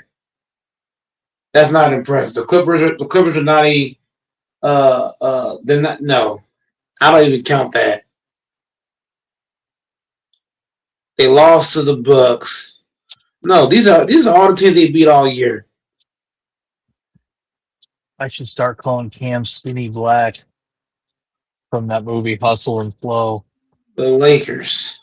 since I think that movie's set These are in Georgia. these are the Lakers wins. They played against the Mavericks. Trash. The Bulls. The Wizards. They lost to the Knicks this year. They beat the Brooklyn Nets. The Sixers without Embiid. Come on, bro. Cam, Lakers ain't worth even talking about. tell that fucker to hop on and talk, or I'll whoop him.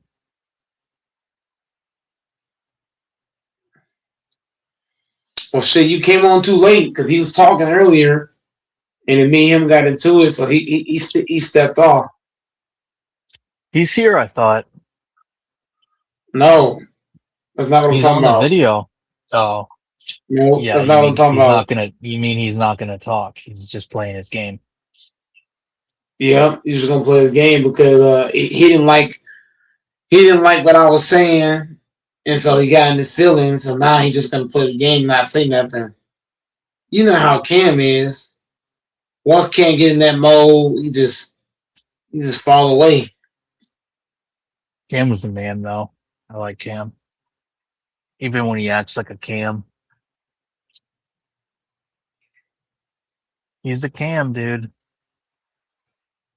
Cam does that. He's definitely Cameron Trammell. I don't know if I'm allowed to say that. I'm not trying to dox him. I suspect it's just his internet name. Sorry, I should just use first names. Cam's cool. He just loves his Lakers. I can appreciate that. What was he saying about his Lakers, though? What was he freaking out about saying?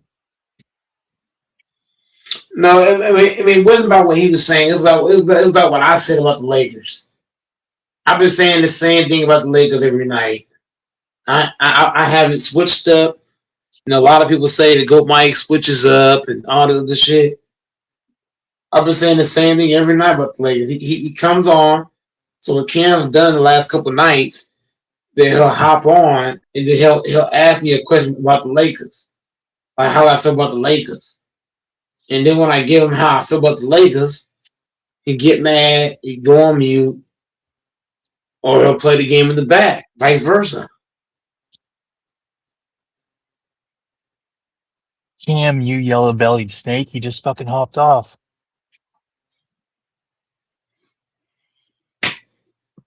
He's probably like, fuck, yeah, I know. Oh, my fucking arm hurts, man. Hold on.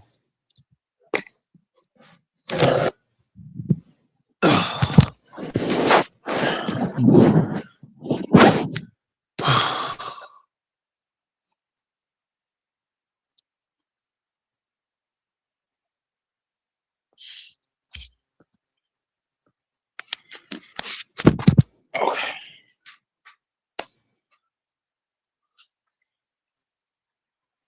Oh.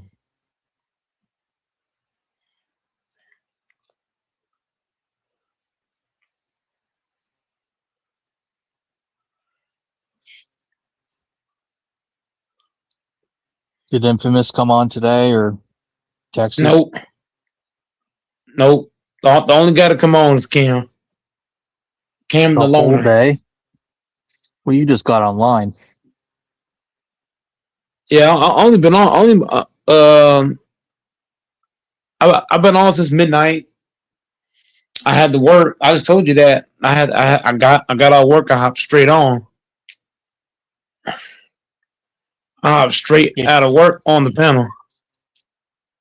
So you've been on for 4 or 5 hours? 4 hours? No. I didn't hop on at 12. I hopped on at 1. Okay. So you've only been And on so for I 4 hopped on hours. at 1. The first live I did, I fell out because the Wi-Fi was shaky. So I fell out. And when I fell out, it shut everything down. Then I Oh, had to no. restart the live. So I had to go back and restart it again and do it over. Probably about 3 hours, 3.5, give or take.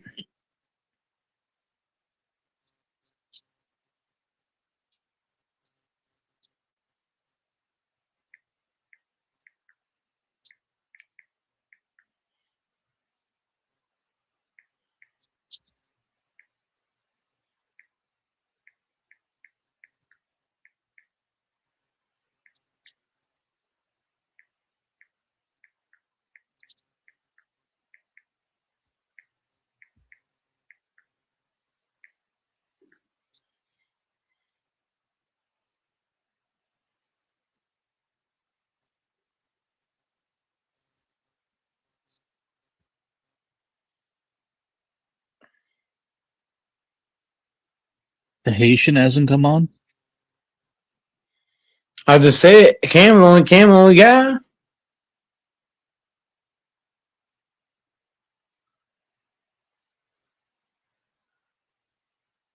You've been having some good conversations over the last couple of days, it looked like. So it hasn't all been bad. It's been positive overall. Got over 100 subs. FYF's been showing up. You've been getting some good workouts in at the gym. That's it. I'm not. I ain't got no comment on that. No comment. No comment. I don't want to jinx myself. You in Texas trying to jinx me. I see what y'all doing. Texas. You in Texas is trying to, bro. We gotta have a new rule on the panel. Do not bring up. Do not. The new rule on the panel is gonna be. We're not gonna bring up subs, views, likes. Okay. None of that because what that is, it's a jinx because I feel like whenever you're just doing something, it's kind of like working out. If I'm just working out consistently and I'm not worried about how much muscle did I gain, then it's easy to keep going. But I feel like if you working out right and you constantly checking like, oh, did I gain any muscle? And you see you ain't gain no muscle, you get discouraged. It's kind of like that with YouTube. Like I feel like when you're watching the numbers and shit, it can be discouraging. But I feel like when you just work and you're not even looking at the numbers, it's kind of like for me, for example, if you're trying to get a female, if you worried about how many times you got rejected, you're gonna start asking. But if you say, okay, no matter how much I get rejected, I'm gonna keep asking, somebody gonna get you. So it's like that in the YouTube sense, like, you in Texas keep bringing up numbers, and then it puts Good Mike in the phase like, oh shit, this, that, and the third. So for me, it's like I ain't even trying to worry about what the numbers say. I'm just gonna put the work in. The people gonna either chime in or not. They gonna support or not. Okay. Vice versa. But people got to stop bringing up numbers because it's kind of like a psyche. If I go to my bank and I see all zeros, I'm thinking like, God damn, I worked 80 hours. My bank account says zero. But if I only look at the motherfucking bank, you know what I'm saying? I might have some in there. Yeah, that's fair, bro. I respect It's a that. psyche I won't bring thing. that. I won't bring that shit up in here. My bad. Yeah, you're trying to psych good Mike out. They're trying to get me psyched out, man. Was Texas bringing it up recently or something besides me? Is that why you? Oh yeah, way too much. Kept bringing up way too much, bro. And I feel like it's a mind thing now. Cause now my mind is on that. Like because I feel like I should have way more. I should have more everything than what I have. But the reason why I don't want guys to talk about it because I just want to work. I just want to put the work in, and the results gonna come. It either gonna come with it. It's like working out. Like I said, with working out. If you constantly looking in the mirror, every time you work out, what's gonna happen? You're gonna get discouraged, and then you're gonna stop working. You know what I mean? It's kind of like a person that's fat, right? Let's say you was 500 pounds. You know what I mean? You constantly watching the scale. What happens? Discouraged. Oh shit! I only lost 1 pound. You know, when I was 450, do you know how I lost that weight? I didn't watch the scale. When I I ain't gonna lie. When I first started, I was scale watching, and I was getting discouraged. My granny had took the scale away. She said, "I'm taking the scale. Don't even look at the scale. Just keep working." And the progress came. So it's like that even on the YouTube channel, man. Like Texas got to stop doing that too, man. He's just coming here, talk ball. You know what I mean? I'm not. I don't even want to think about the numbers. Even if I had 1 million people in this motherfucker, I don't even want to think about it. Just keep working. That's it. I'm treating it like a workout. I'm coming in here to work out. I ain't even looking at the numbers. I ain't looking if I got one person watching or 50. Just got to keep working. That's life, man. Life, you just got to keep working. You can't worry about what the numbers say. That's like that's kind of like if you shoot 10 jumpers. Are you looking at how many misses you got? Hell no. Keep taking it, motherfucker. Keep pulling it. Keep shooting it. That's life, man.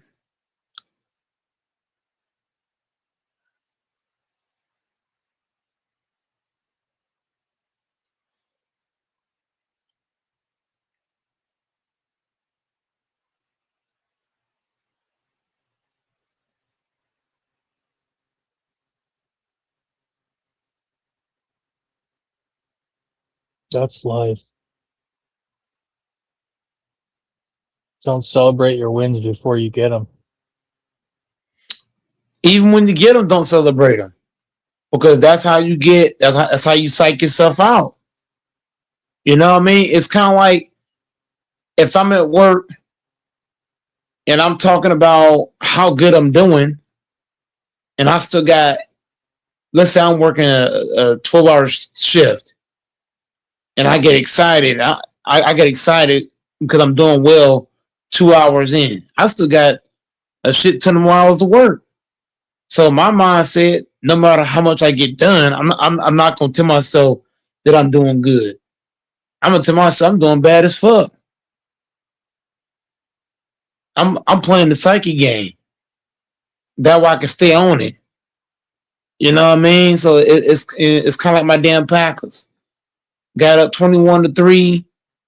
They start looking at what? The numbers. We got 21, they got 3. And then what happened? We looked at the numbers, got psyched out. The Bears came all the way back and beat us. So that's like that on YouTube. If I come on here and I'm worried about, I'm doing this or that, you know what I mean? I ain't want to think about that because I feel like I should get more than that. I feel like I should be averaging shit, 1,000 views, 1,000 likes. I feel like I should have 10K subs, but if that's all I'm looking at, I'm not gonna win. I'm not gonna Yep, you're win not like focused that. on the. That's the mentality. You're not staying hungry, and you got to have a scarcity mindset, and you got to have a scarcity mindset and stay hungry and stay focused rather than Yeah, you got to thinking be you're doing locked in. good. Yeah, because otherwise you get cavalier. You don't work as hard. Yeah, you're not locked in, right? You got to When have the a results scarcity ain't mindset. happening, you can't worry about the results. That's the thing. A lot of people worry about the results, and when the results ain't happening, people get discouraged, or if people get a little results, their head get too big. Like if I get a little bit of results and my head get big like you in Texas heads get big, then I can get complacent and stop putting in the work. Next thing you know, I'm stuck at 100 subs for fucking 3 years. You know, shit like that. So I didn't want to think about the damn numbers. You know what I mean? I gotta keep working. Got along. This channel's far from where it need to be, but I don't want to think about it. I just want to keep on punching that bag, man. Keep punching that bag over and over. Keep taking that jump shot. Miss a mate. That's the key to success in life. Period. Not even just YouTube. Don't worry about the numbers. Don't worry about if you fail or you win. Keep going. That's how I became an MVP in my job. You know, there's times where I fail, but I don't worry. I don't look at that. I don't look at it. Try it again the next day. You fail one day, come back the next day harder. You fail that day, come back even harder the next time. So that's how you gotta look at things, man. Like no matter what, you gotta just keep going. You can't worry about the bad. You look at what you did well and what you did wrong, and you say, hey, look, I'm gonna do this or that. But you can't be fixed on that. You just gotta get in and keep working. You have one bad day at work, go on the next day, give your best, do it again. Eventually, you're gonna take off. That's how I became the MVP because I don't let I don't let things get to my head, man. I'm worried about it. If I lose one play, okay, so be it. I get it next time. That's got to be your approach. That's like shooting. That's like talking to. I guess talking to females. You might have a lot of females reject your ass. Tell you no. I got a man. All kind of shit. You keep going. Keep asking motherfuckers. Telling you. That's in anything in life. That's like applying to a job to get you. Let's say you apply to a job, you get rejected. If your mind is stuck on what? Oh, I got rejected. Now you in a psyche game. So now it might take you longer to get a job because you stuck on that one rejection. But if you just say, man, I ain't worried about that rejection. I'm on to the next one. On to the next one. The next one. The next one. Somebody gonna hire you. So that's in anything. It's like playing the lottery. Keep playing the motherfucker. You gonna eventually win.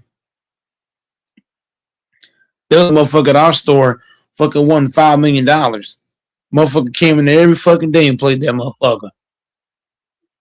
For a whole year straight, kept playing. Won millions. Kept playing that motherfucker. So that's life, man. You gotta keep going.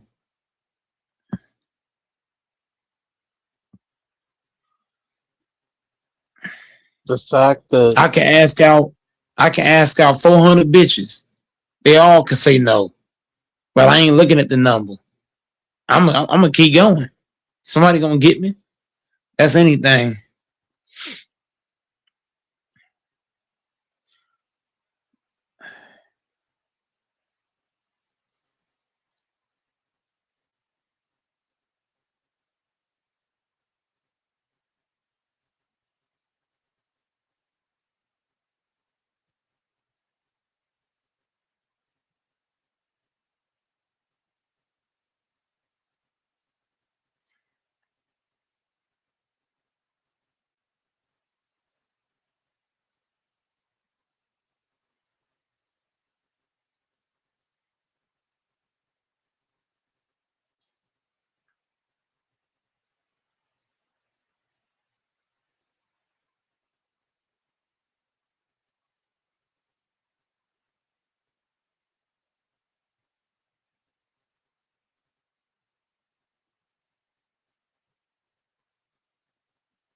Well, I dig that, man. I'm right there with you, Mike. I respect the hell out of you. Hell yeah. That's gonna be the key to my success. It's just not worrying about it's not worrying about the small stuff, man. Just keep working. Cause that's what happened with this channel. Man, I was at fucking 85 subs for the longest. Once I stopped talking about subs and likes, that's when the sub ran up. You know what I mean? But I feel like once you talk about something, you're gonna have a few haters. And how YouTube works, I'm gonna have a few people probably now. They're probably gonna unsubscribe just to test Goat Mike's mental. Cause that happens on in life. You have people hating. So you in Texas bringing this, we all of us bringing this shit up now. Now people gonna be hating, and somebody gonna unsubscribe to be hating and come at Goat Mike. That's why I say I don't like talking about stuff because it's a psychic game. Cause now somebody unsubscribed. Now it's gonna play with my mind. Like damn, I went from where I was to this. You know what I mean? Because every sub you lose or win matters. So for me, it's like if I don't talk about it and I just put in work, I don't even look at the sub button. So I don't know why y'all looking at it. I don't even look at the sub button. I don't look at the views, none of that shit. I don't look at any of that stuff. I just come on, post, come on here, post, come on, post again. I don't even look at none of the numbers. All I'm looking at is when I put my thumbnail, my title, that's it. I don't look at, oh, I got this many views, or I got this many subs. I don't look at none of that. It's all a mental game. That's like you fucking a bitch and she make you come in 5 seconds and you can't worry about that. You got to keep fucking.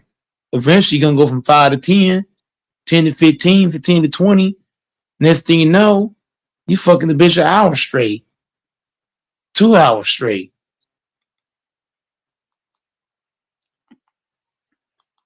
You know what I'm saying? You got to keep coming.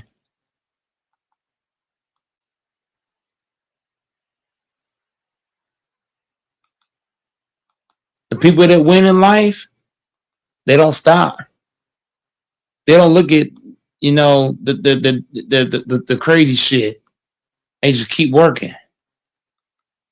You got people on here that have businesses. You think they got businesses off of just worrying about the numbers, this, that, and the third? No, they kept putting in the work, and it happened.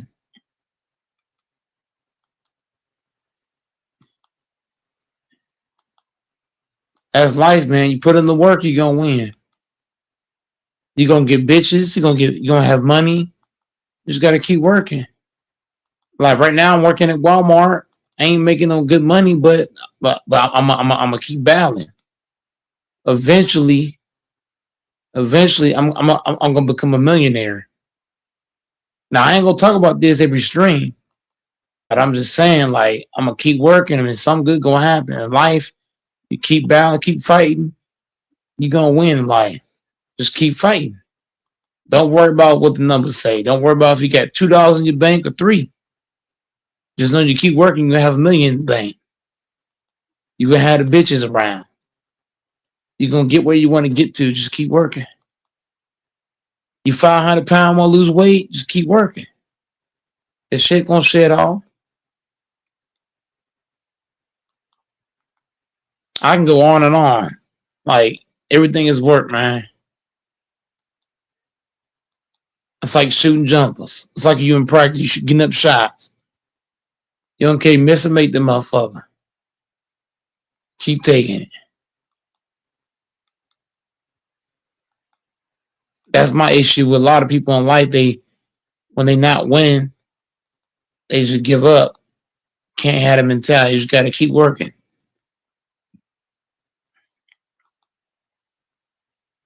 I want to stay level headed. I don't want to get too big. I don't want to get too small.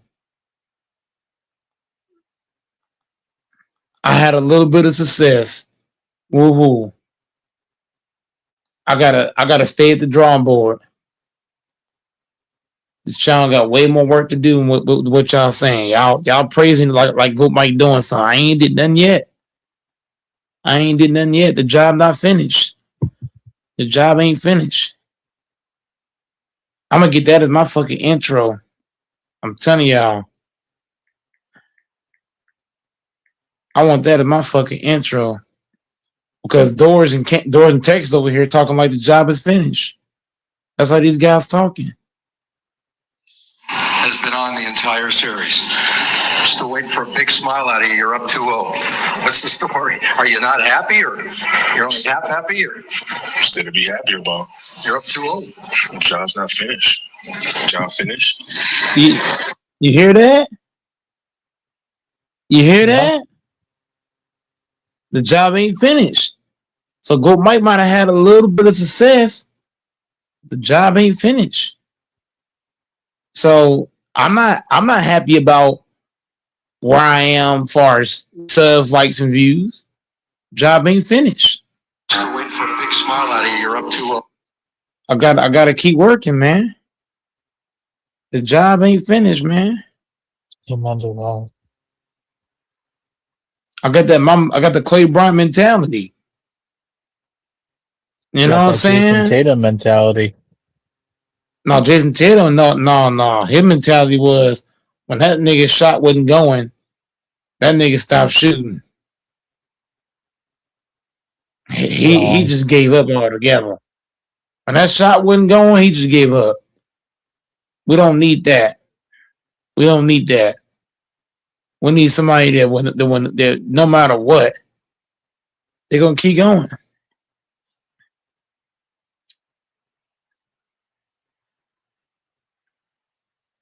So I just gotta keep working. I can't listen to you in Texas. I gotta just keep working hard. The job ain't finished, man. You heard what the Black Mamba said. The Black Mamba always taught the Goat Mike. Job ain't finished. Still waiting for a big smile out of you. You're up 2-0. What's the story? Are you not happy, or you're only half happy, or Y'all probably asking me, Goat Mike, are you happy? Goat Mike, are you happy? waiting for a big smile out of you. You're up 2-0. What's the story? What am I gonna smile for?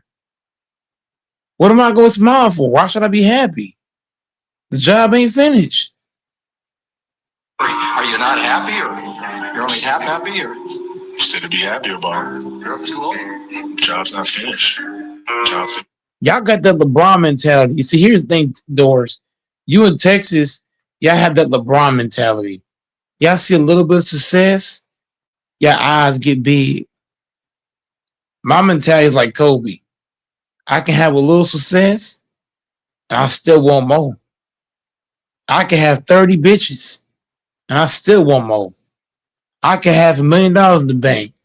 I still want more. See, you know what I'm saying? Y'all got the LeBron mentality. I got that Clay Bron mentality. I'm trying to lock niggas up. I'm trying to get big with it. I'm trying to turn up. Y'all trying to turn down. Y'all selling for the average bitch. I want the bad bitch.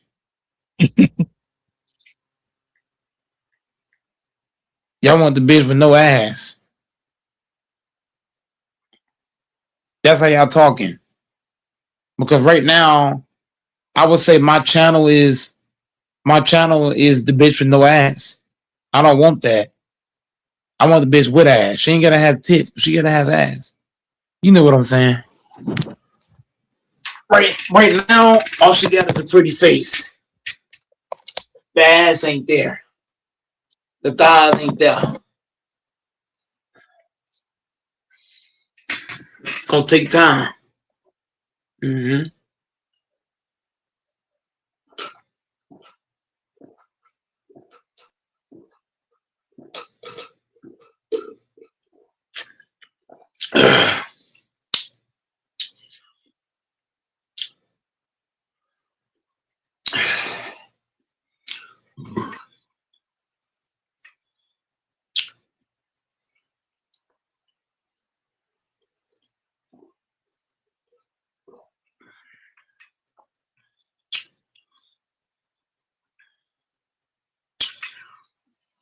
My freaking leg is killing me, man. But it's all good.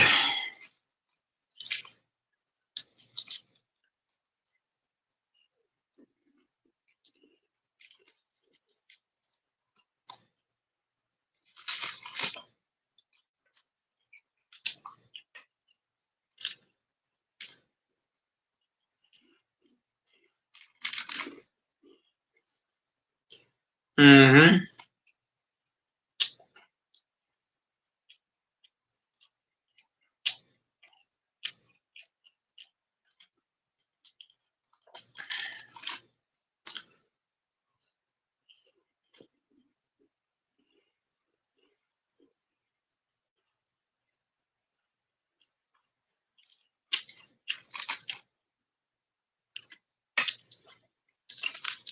Doris the kind of nigga, if he got 500 in the bank, he happy. I guarantee you Doris be happy with that in the bank. You caught me. 500 in the bank, Doris be happy. That's how that's how you in Texas talk. You in Texas the kind of niggas, y'all talk like niggas that be happy with 500 in the bank. That's how y'all talking. Uncle Mike got 100 subs. That ain't shit. Y'all think 100 subs is something? 100 subs is $100. I basically got $100 in the bank. That ain't shit. I can't do shit with $100 in today's society. I can't go to the club with that. That ain't shit. That $100 be gone quick as fuck in the club. Can't go to the bar with that. I can't take a bitch out on a date with that. You go on a date, you spending easily $200, $300, $400. I can't even do that. Shoot, as soon as I get the drinks, shit, that's the whole 100 right there.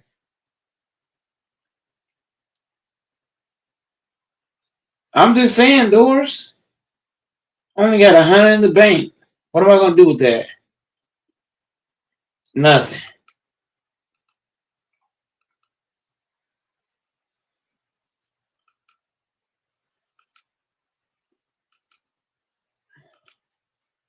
Can't do shit with that. I can't even buy groceries with that. My grocery bill's worth more than that.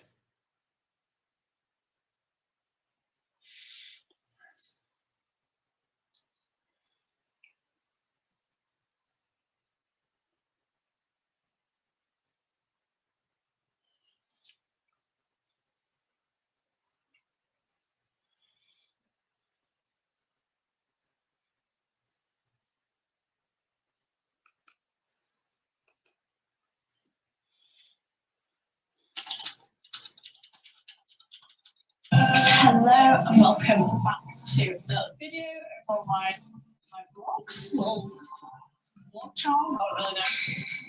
So in this video, I just wanted to go through. I thought I'd show you a week of workouts. So what my usual week looks like. This is just how I've been training for the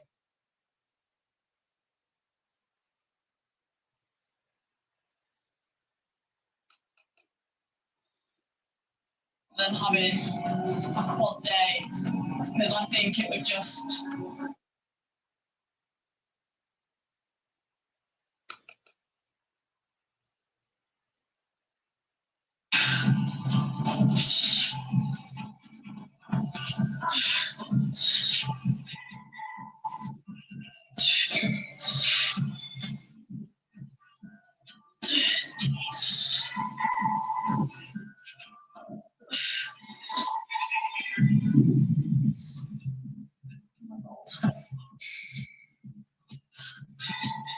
you know what? I'll take 9. I feel like 9's not too bad.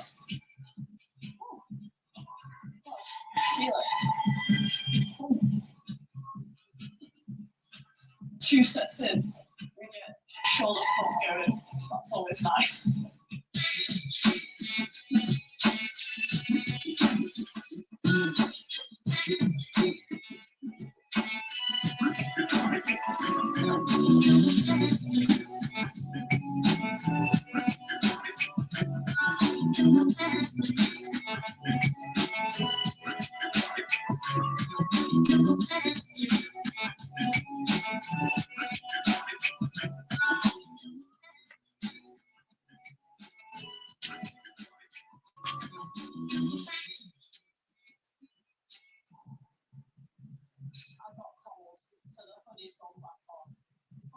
cute is this hoodie. I like this. It's a bit longer, so it kind of like you can have your hands covered, and then it's not in the way. And they do the same thing on the bottom, so it folds over them nice. Oh, it just looks quite cool.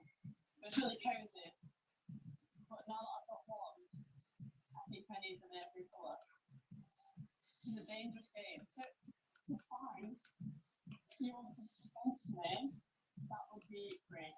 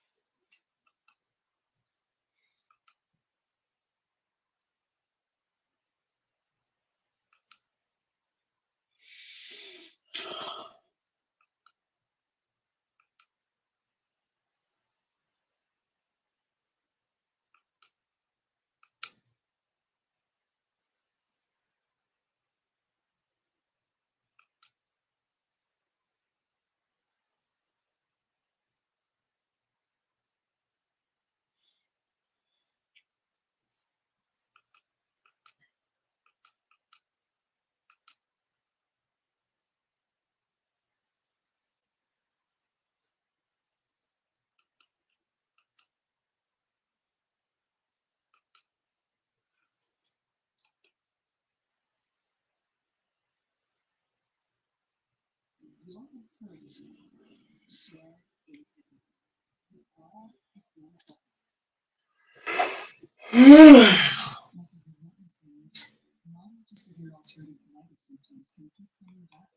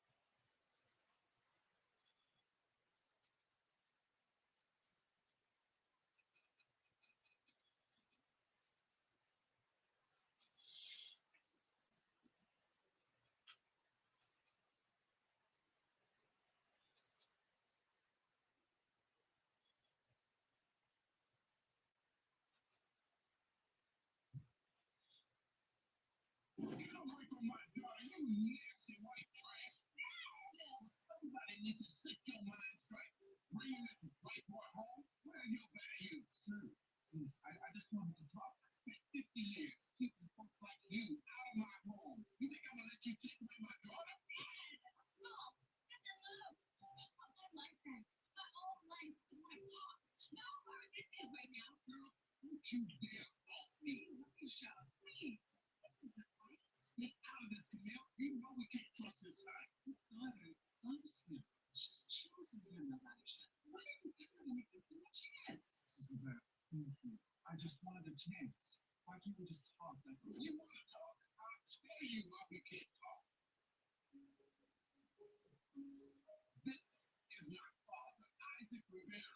His best friend, a white man like you, smiling like you, stole everything we built with an ink pen and a handshake. Is that what you want? Something like that coming into my home? Julian is not like that at all. He is not risking anything from you. In fact, then you're lying. Exactly the way they want you. And I don't have a place in my home for a daughter that blind. No, I'm not gonna get it.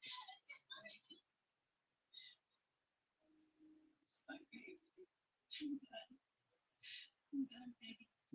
No, let's go right now.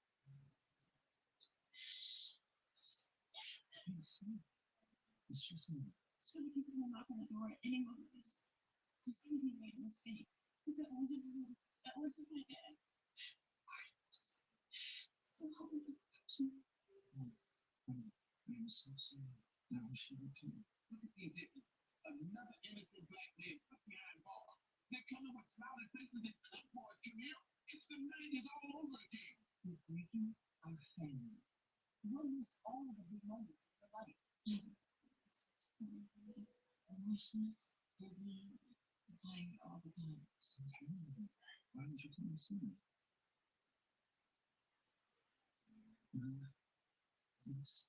It's possible. Hey, boy, you is just a new part of the same predatory machine. Nice suit, soft voice, the same thing. And now, here, right now, this is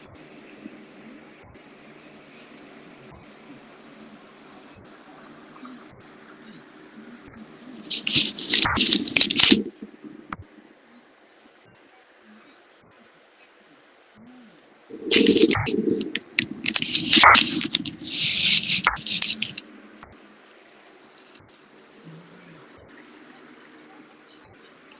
This is the best news ever. Yes.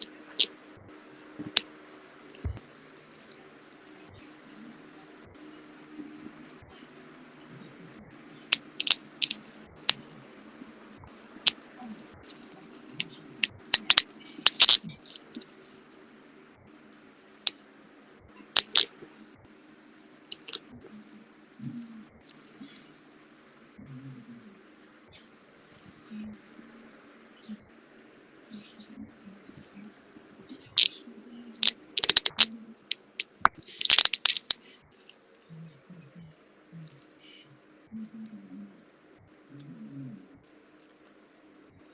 It's over. The boy boarded this morning. They're calling our community center lying. Rent. Bulldozers in 90 days. Tear the place down. What? They want to build some modern business center. Something that rich workforce can move into. And then just history. Not progress. We build it. This isn't any progress. This is an abandonment. These children. They will not live without shelter. We're going to let them touch one brick.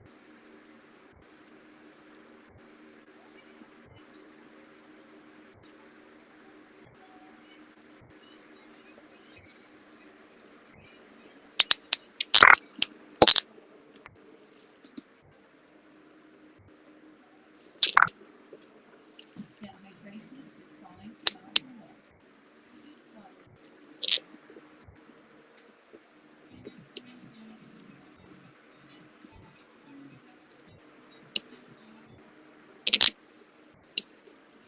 Thumbs back. This is South of the spreader. That area.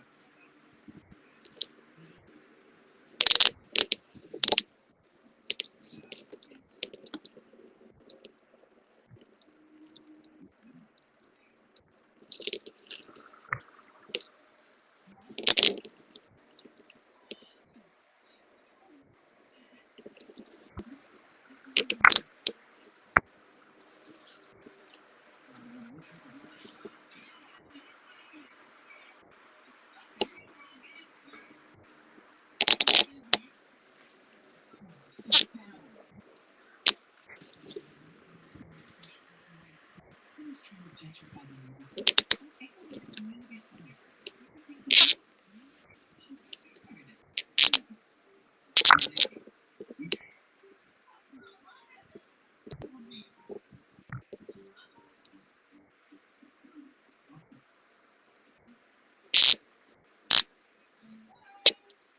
Dang it. Mama.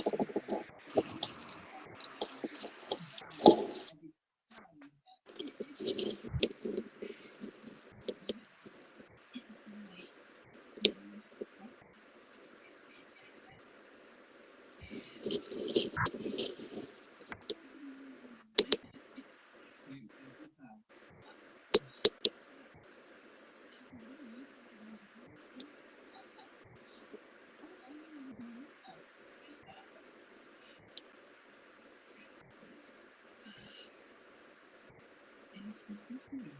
You'll go 60 this next week. And Friday, nothing big. It's just small, intimate gathering. It's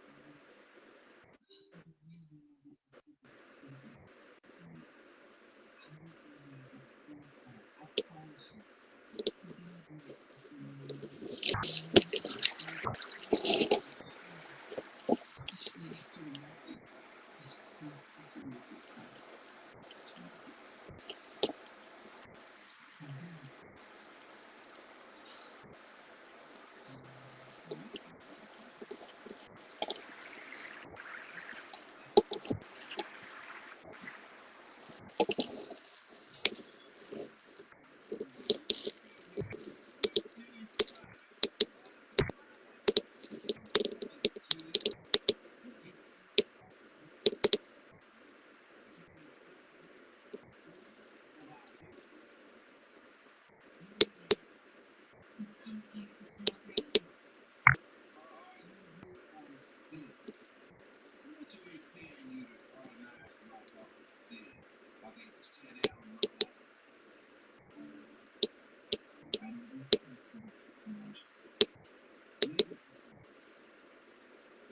I've been following the Christmas Eve posts about a new store. Okay? Every job, every week, every video, I've been fighting for this thing to get done by rights for a long time. How people will see what is done in 3 years. This seat is your opportunity to set up a historical landmark status. It is now legally untouchable. They can't preserve it. They can't buy it. They can't demolish a single brick. The fact is, I didn't come to take away your legacy. I came to help you keep it. You know what I mean? Is it me? You know what is it? No problem.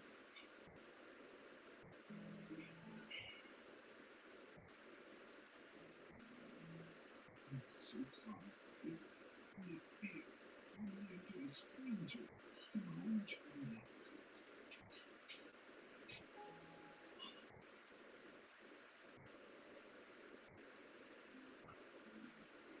Early?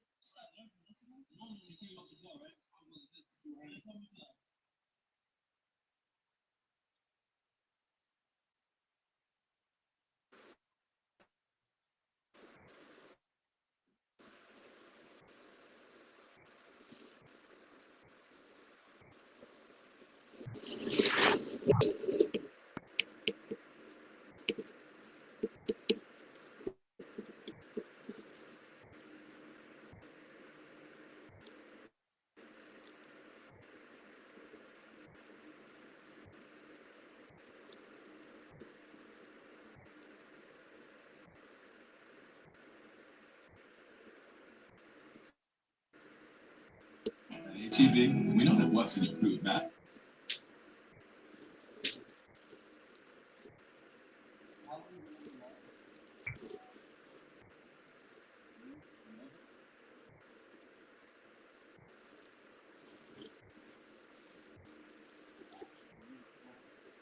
You switch? You switch.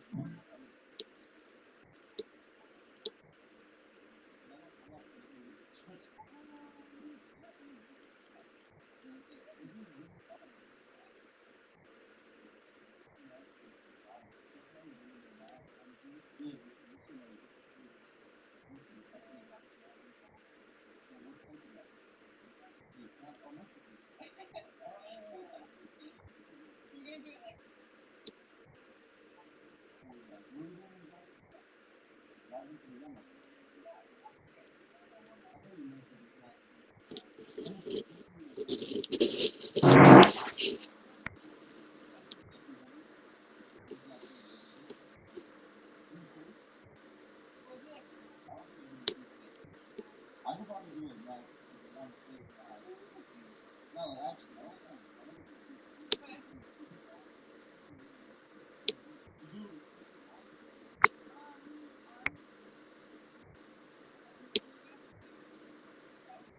For two what?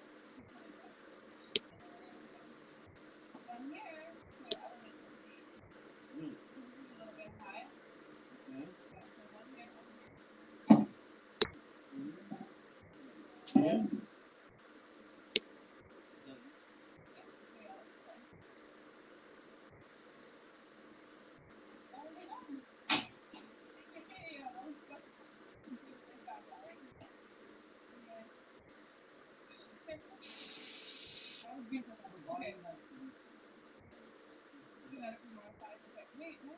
Oh yeah, I guess you have to tell.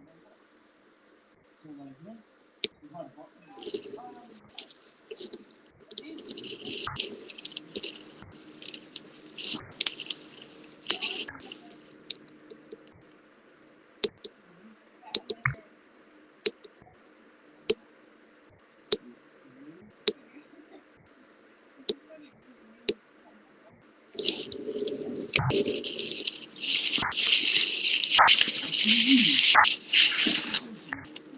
Yeah, but you got, do you feel the contraction? Like you feel your voice? Because if you don't,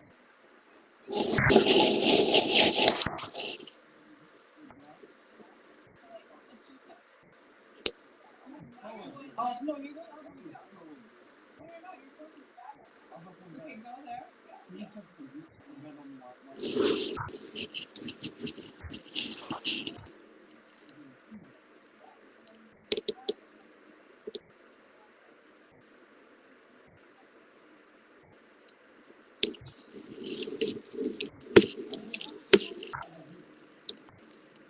When we add weight, you're gonna be like,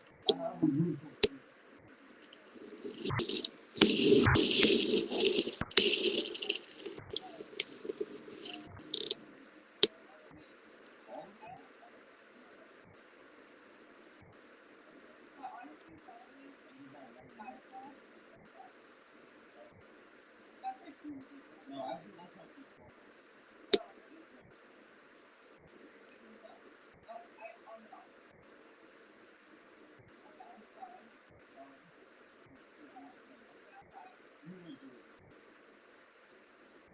Sitting down. Okay, right after the workout. I don't think so. No.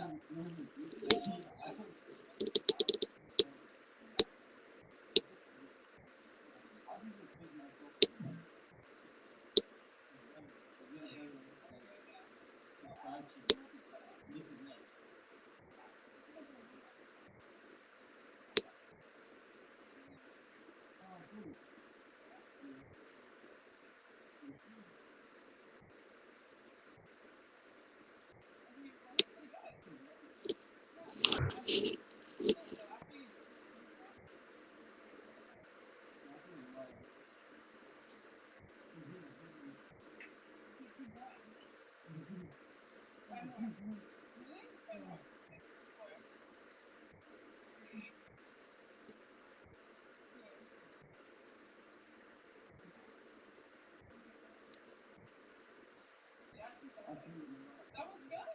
That was so good. You want drinking beer? I can call him over.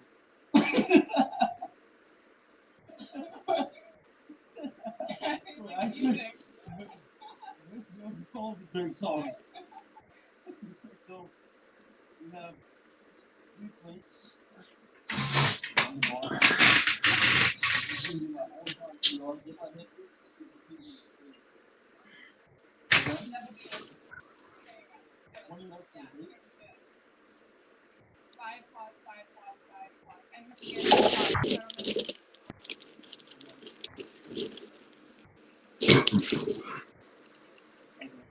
Should we cut her? Yeah.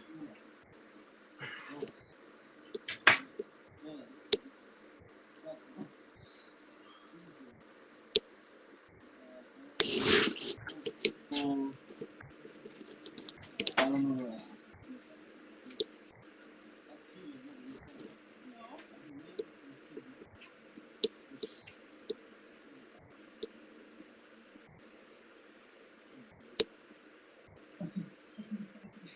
No.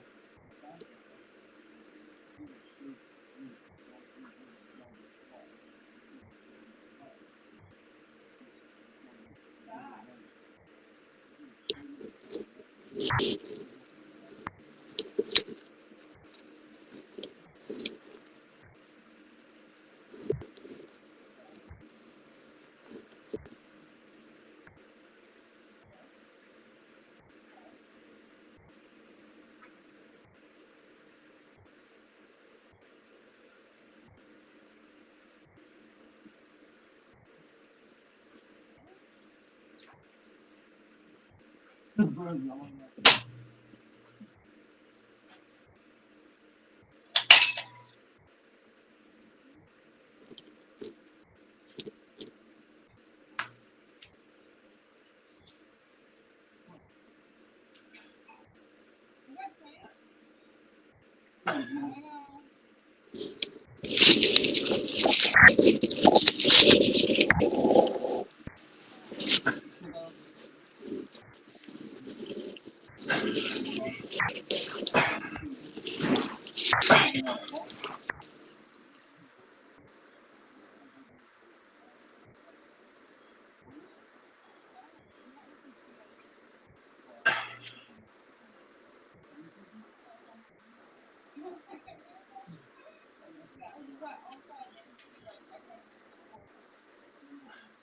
I normally go for like what 20.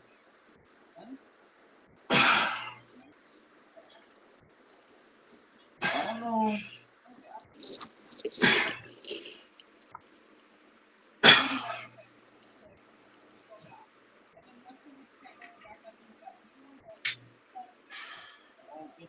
Because you're keeping that pencil.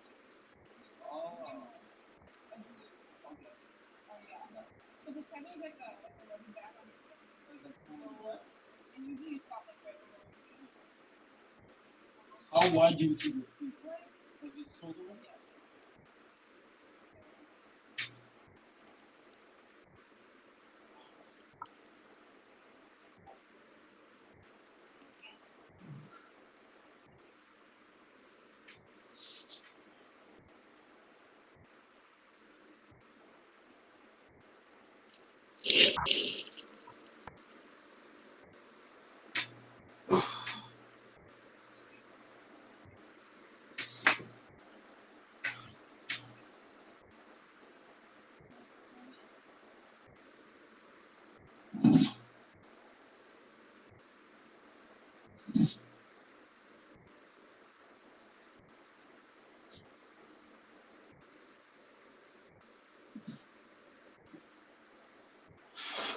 Doing it like that.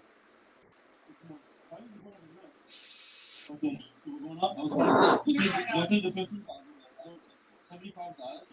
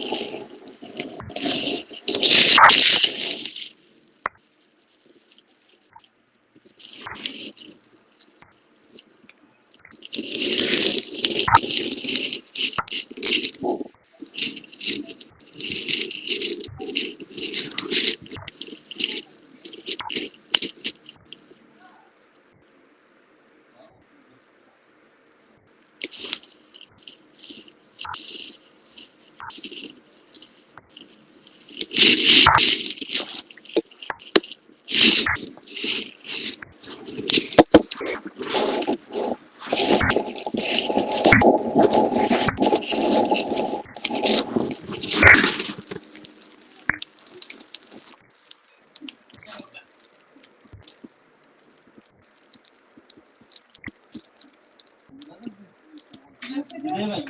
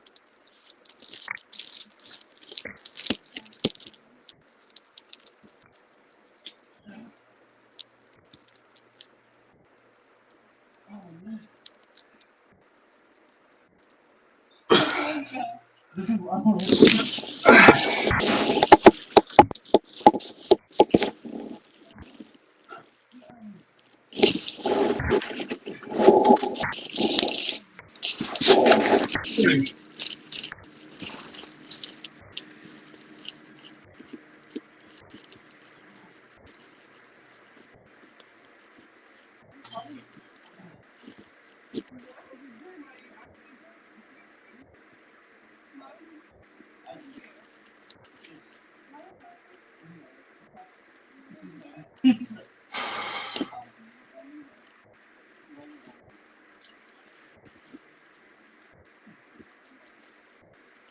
is no. Let's just go to the. I don't want to. I can't. I just don't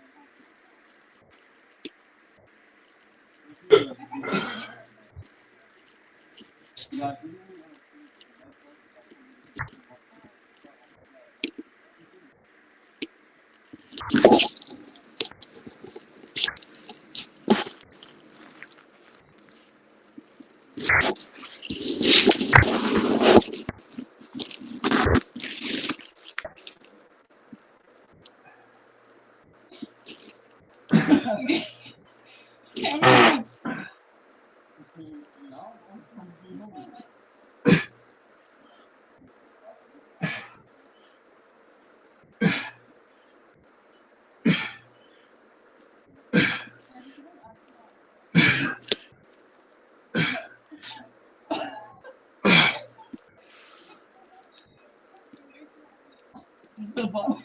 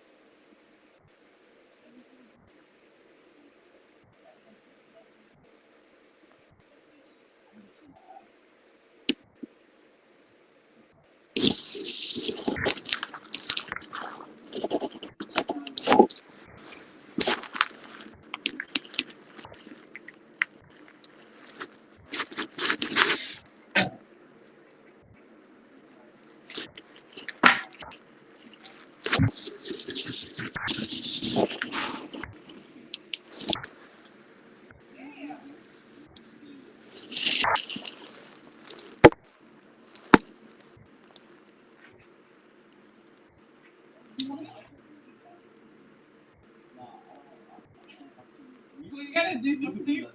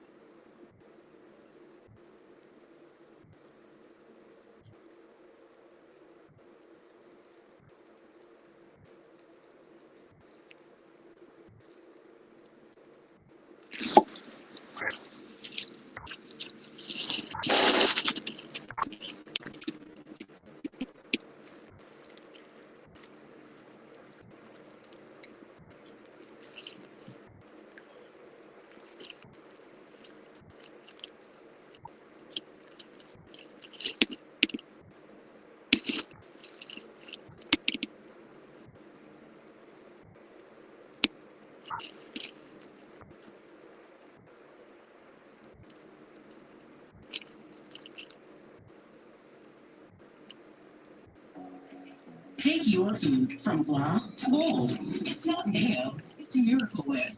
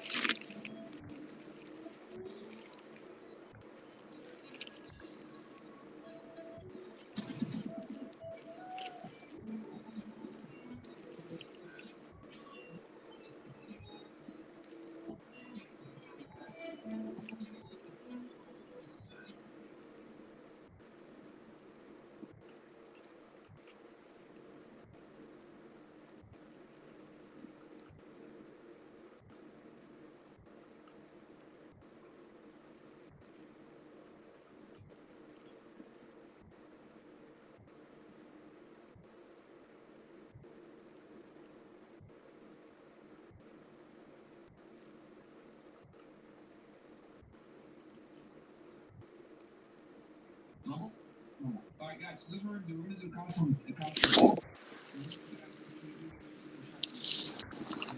Yeah.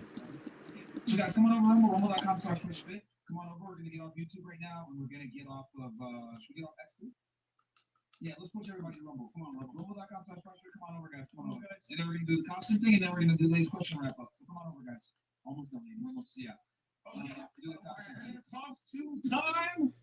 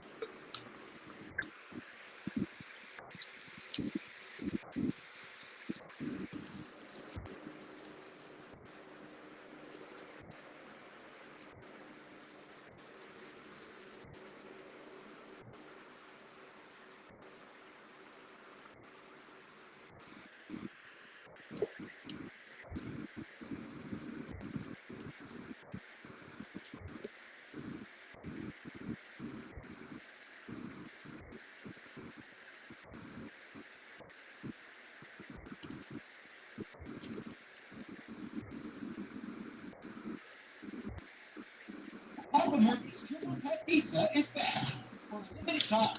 Giant, classic, mini cut pepperonis with a crispy crust, made fresh and working. Baked hot in yours. Delivery now. Hey everyone, Cetaphil's new hydrating and firming skin activator creams. Firmer looking skin in just 4 weeks. 48 hours of hydration.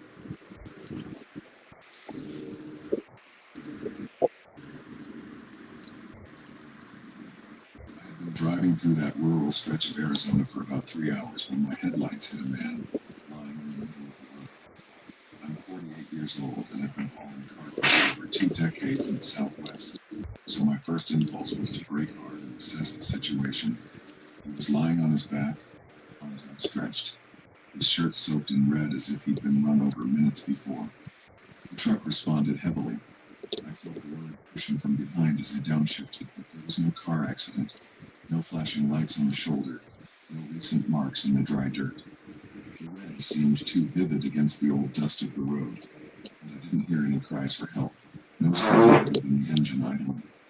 I let the truck roll slowly without turning it off, because even before understanding why, I already felt that something wasn't right.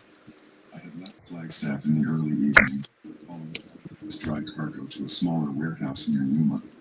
Nothing sensitive, nothing requiring escort or refrigeration, just a tight deadline and a long road ahead. I chose to cut through a rural route to avoid roadworks on the interstate, a common occurrence when you already know the shortcuts in the region. The weather was dry, the sky clear, the weak moon illuminating the desert just enough to outline. It was the kind of stretch where you can go 20-30 minutes without seeing a single pair of headlights coming from the opposite direction. And precisely because it's so empty, anything out of the ordinary catches your attention. The truck was in excellent condition that night. Tires properly inflated, brakes responding smoothly, dashboard light clear. I had done a full inspection before leaving, as I always do when driving on isolated stretches. The dirt road was firm, without deep potholes, just that thin layer of dust that rises behind the trailer and disappears quickly in the dark. The CB radio was practically silent, just a distant hiss now and then, nothing to indicate nearby convoy movement. My tank was more than half full, so there was no reason to stop until reaching the next illuminated point. It was supposed to be a simple, predictable, almost automatic stretch. I don't usually speed on rural roads, especially with a full load, so I was driving steadily, maintaining a safe margin. Traffic in that area is rare after 10 o'clock at night, basically local farmers or other truckers trying to save time. What you see most are animals crossing, coyotes, sometimes loose cattle, and you've learned to identify the different reflection of their eyes in the headlights. When I saw that human shape on the ground, it didn't look like a run-over animal. It didn't look like a garbage bag. It looked like a person. But the rest of the story surrounding the scene was missing.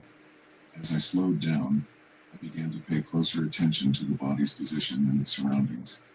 There was no fresh dust raised around it, as if no vehicle had stopped there minutes before. The road had a slight incline, and yet the red liquid wasn't running down as I would expect to see in a real accident. The shirt was heavily stained in the center, but the ground around it wasn't to the same extent. These were small details, things you notice when you've seen a real accident over the years, and it was too clean to be recent.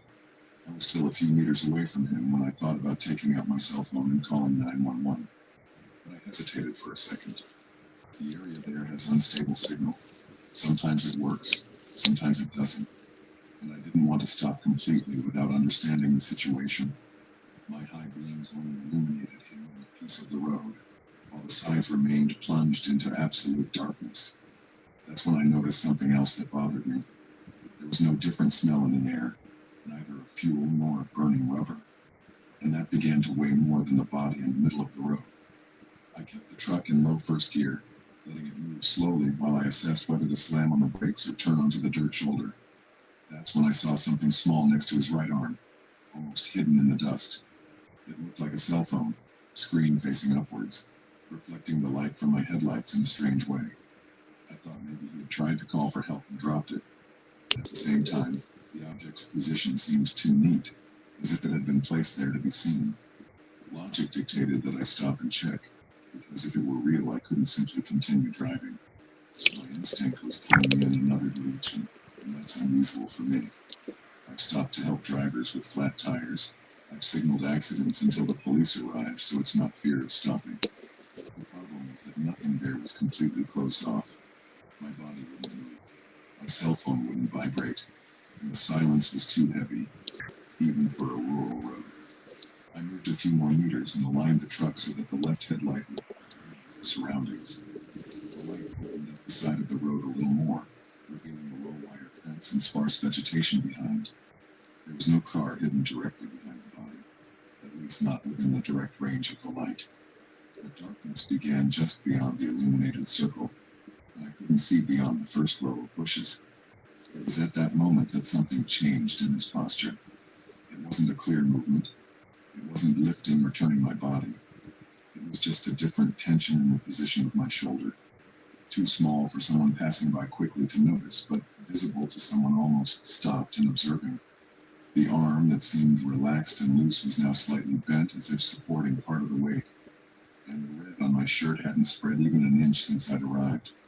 My foot left the brake before I could even make a conscious decision. I thought about reversing and driving away in reverse until I had enough space to maneuver better, but on that kind of narrow road, that would also leave me exposed.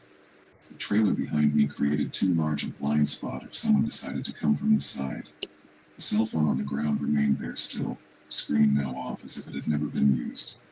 And in that second I understood that stopping completely meant getting out of the cab. And getting out of the cab there would be exactly what someone expected me to do. As I began to slowly accelerate to turn left, the body ceased to be a body. It turned sideways in a movement too quick for someone injured and leaned on its knee as if waiting for the right moment. At the same time, 2 points of light came on further ahead, hidden behind the slight curve of the road. Low beams that hadn't been there seconds before. I felt the weight of the truck respond to the accelerator and heard a dry noise coming from the right side as if someone had hit the trailer's bodywork. That ceased to be a doubt at that instant. I didn't stop to look in the rearview mirror for long, but it was enough to see a shadow running along the edge of the road.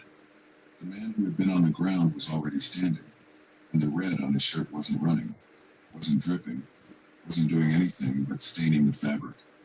The headlights ahead began to move, narrowing the angle of the road a little more, as if trying to block my path without getting too close.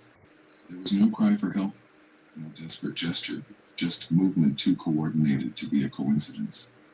I steered the truck into the center of the lane and accelerated firmly, feeling the engine respond heavily with the full load.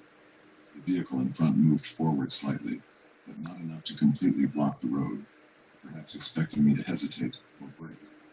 In the rearview mirror, I saw the man run to the side and disappear into the darkness, while another figure emerged from behind the low fence.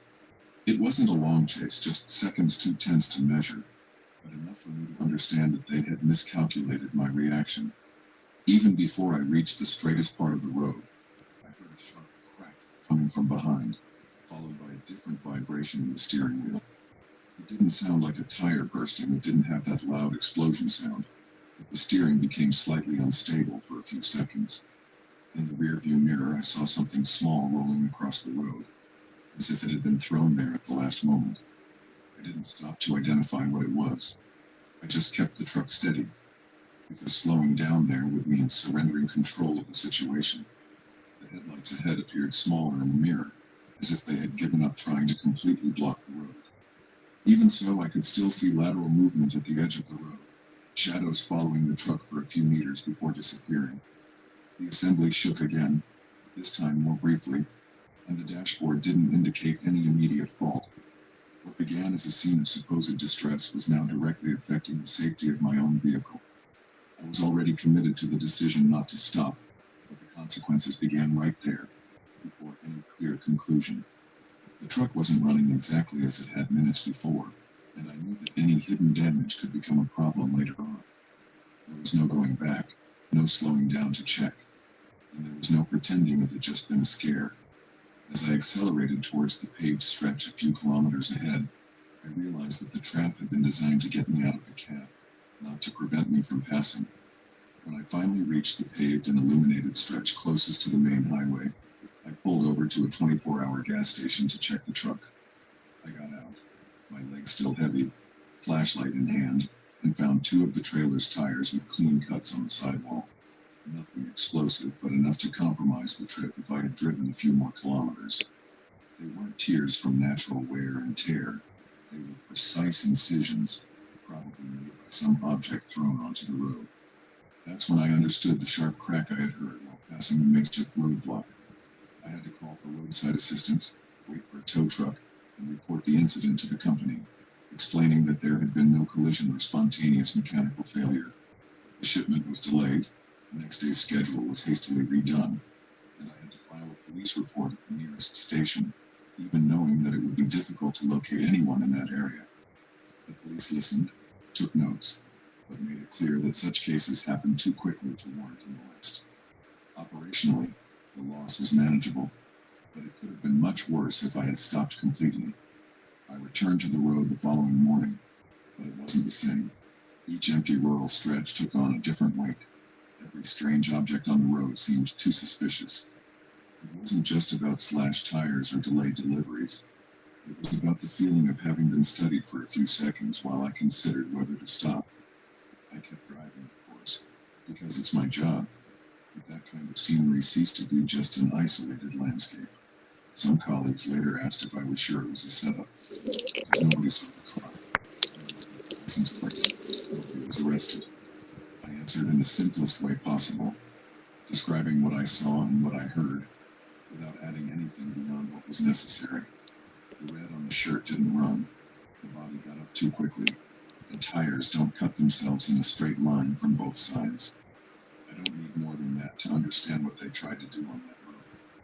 I continued driving on rural roads after that day, including in Arizona again, but not in the same way. Today, when I see anything blocking the road at night, my reaction is no longer to brake first, but to assess the distance, angle, and escape route. This changes how you perceive someone seemingly asking for help in the dark. It's not pride, it's not coldness, it's an adjustment after being placed in a situation designed to get me out of the cab. The truck was repaired, the cargo delivered, the report filed as just another incident with no suspects identified. For the company, it was a delay in maintenance costs, nothing more.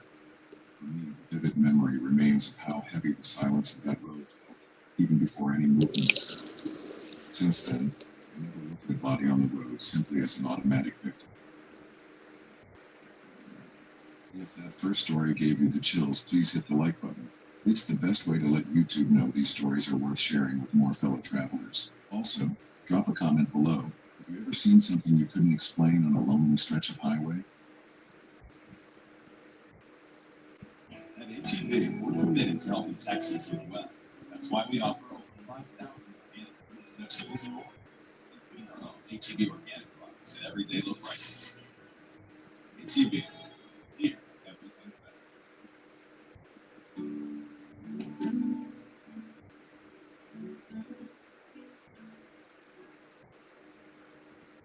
you have an emergency? I have a 15-year-old daughter and we're home to The truth is gruesomely horrific. How could you do this to someone? It's not get Disney Plus and Hulu for just $4.99 a month for 3 months. When it comes time to handle business, you've got the day and still you don't. Talk right to help you reset, restart, and get on with your day. Power car wash. What happens? Let it.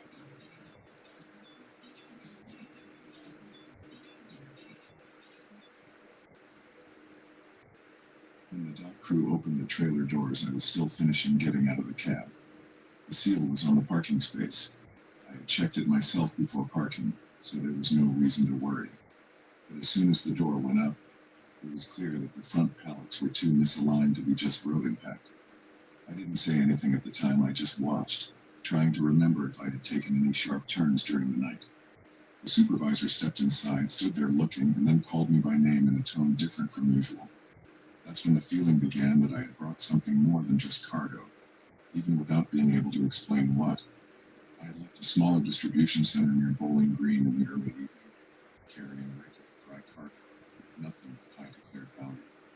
It was stationery and office supplies, all palletized and wrapped in plastic film, still sealed according to company standards.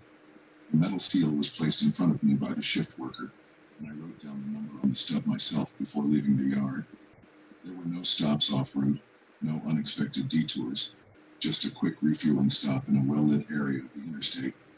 It was too smooth a trip to end like that. The route to the other point in Kentucky had no critical sections, just a state highway, and then a small industrial access road. I maintained a steady speed all night, without hard braking or detours due to roadworks or accidents. I didn't encounter rain, strong crosswinds, and the suspension showed no signs of unusual overload. When the load really moves, you feel it in the cabin. The weight changes, the axle reacts differently. On this trip, I didn't feel anything out of the ordinary. The radio was practically silent the entire way, with only 1 or 2 truckers commenting on police checkpoints further ahead. There were no warnings about cargo theft in that area, at least nothing that came through the open channel. I made the mandatory stop inside a large, well-lit gas station with visible cameras at the entrance and exit. I was only out of the cab for a short time, just enough to use the bathroom and get coffee. I didn't notice anyone approaching the trailer during that time. When I got back on the road after the stop, I checked the seal with my flashlight as I always do. It was secure, without any recent scratches, no sign of tampering or replacement. The number matched what was noted on my travel log. I even ran my hand over it to feel if there were any seams or unusual marks on the metal. I found nothing, and that's exactly what worried me most afterward. I arrived at the destination yard early in the morning, the sky still somewhat gray and activity starting to pick up in the yard. I checked in, waited for dock clearance, and lined up the truck without difficulty. Everything seemed like a normal unloading routine, with no strange comments from the gate or receiving team. If there had been any prior warning about the cargo, I would have been notified right there. But nobody said anything until the door went up. When the supervisor called me over to take a closer look, I climbed onto the back of the trailer with him and stood there for a few seconds just observing. The first 2 pallets were misaligned, but it wasn't enough to justify the uneven space at the back of the aisle. The road that should have gone straight to the front door seemed interrupted sooner than expected. I tried to mentally reconstruct how I had seen the load during loading, but the image wasn't entirely clear. Even so, it didn't look like a simple roadside arrangement. I went a little further into the trailer and noticed that the plastic film on one of the pallets was torn on the right side. It wasn't a tear from an impact against another item. It was a cleaner, almost vertical cut, and the plastic was folded inwards. When cargo shifts, the damage is usually uneven and spread out, not concentrated like that. I ran my hand over it to feel if it was recent, and if the plastic still had a different tension than the rest. The supervisor remained quiet, just watching my movements without saying anything.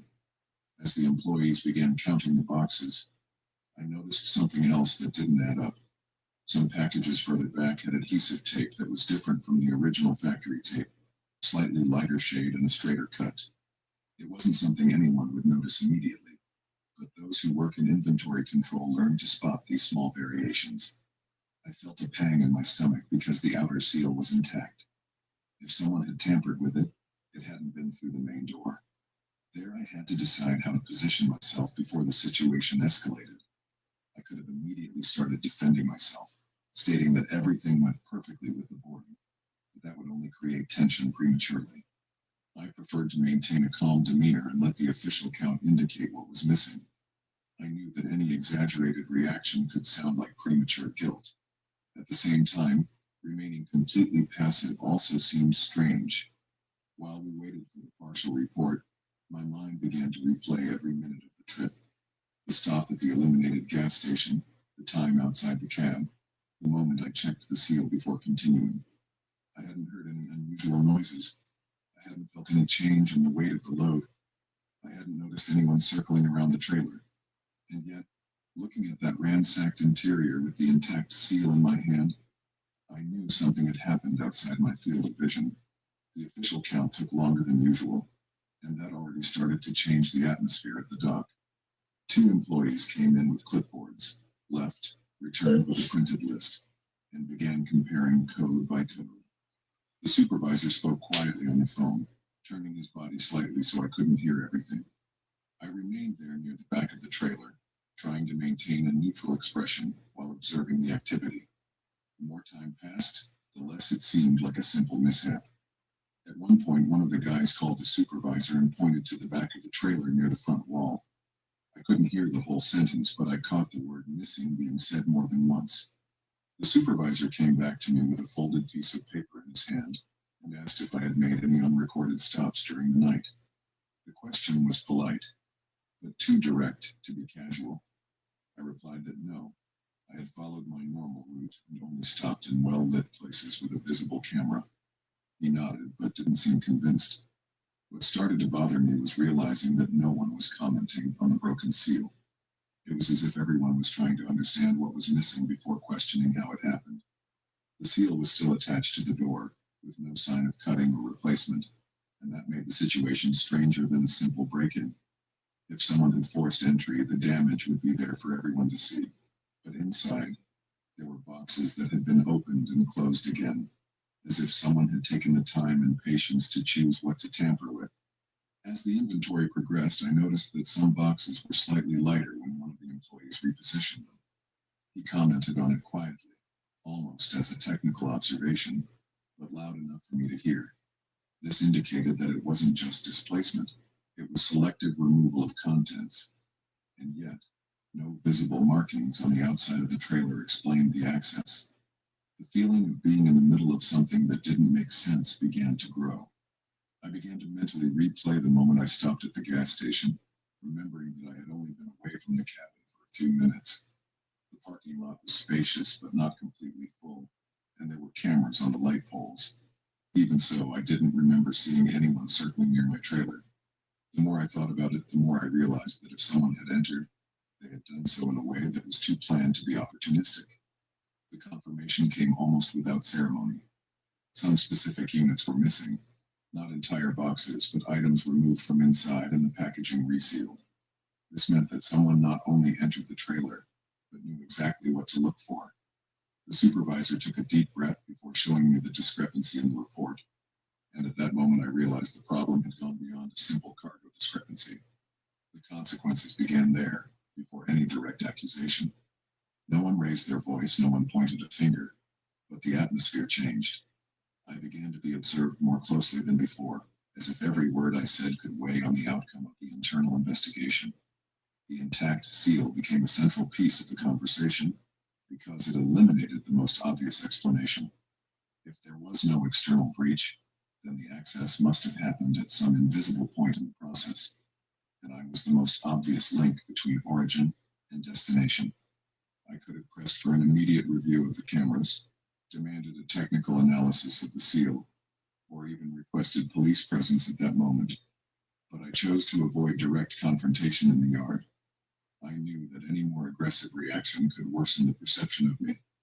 I stood there answering their questions and awaiting further instructions, while the feeling that something had been done behind my back became difficult to ignore. The company opened an internal report and requested an analysis of the footage from the gas station where I had stopped, as well as the cameras from the original parking yard. I had to write a detailed description of the route, the exact times of each stop, and the time spent outside the cab. Operationally, I was cleared to continue driving, but with stricter monitoring on subsequent trips. There was no formal accusation against me, but the trust wasn't quite at the same level as before, and that weighs more than any written warning.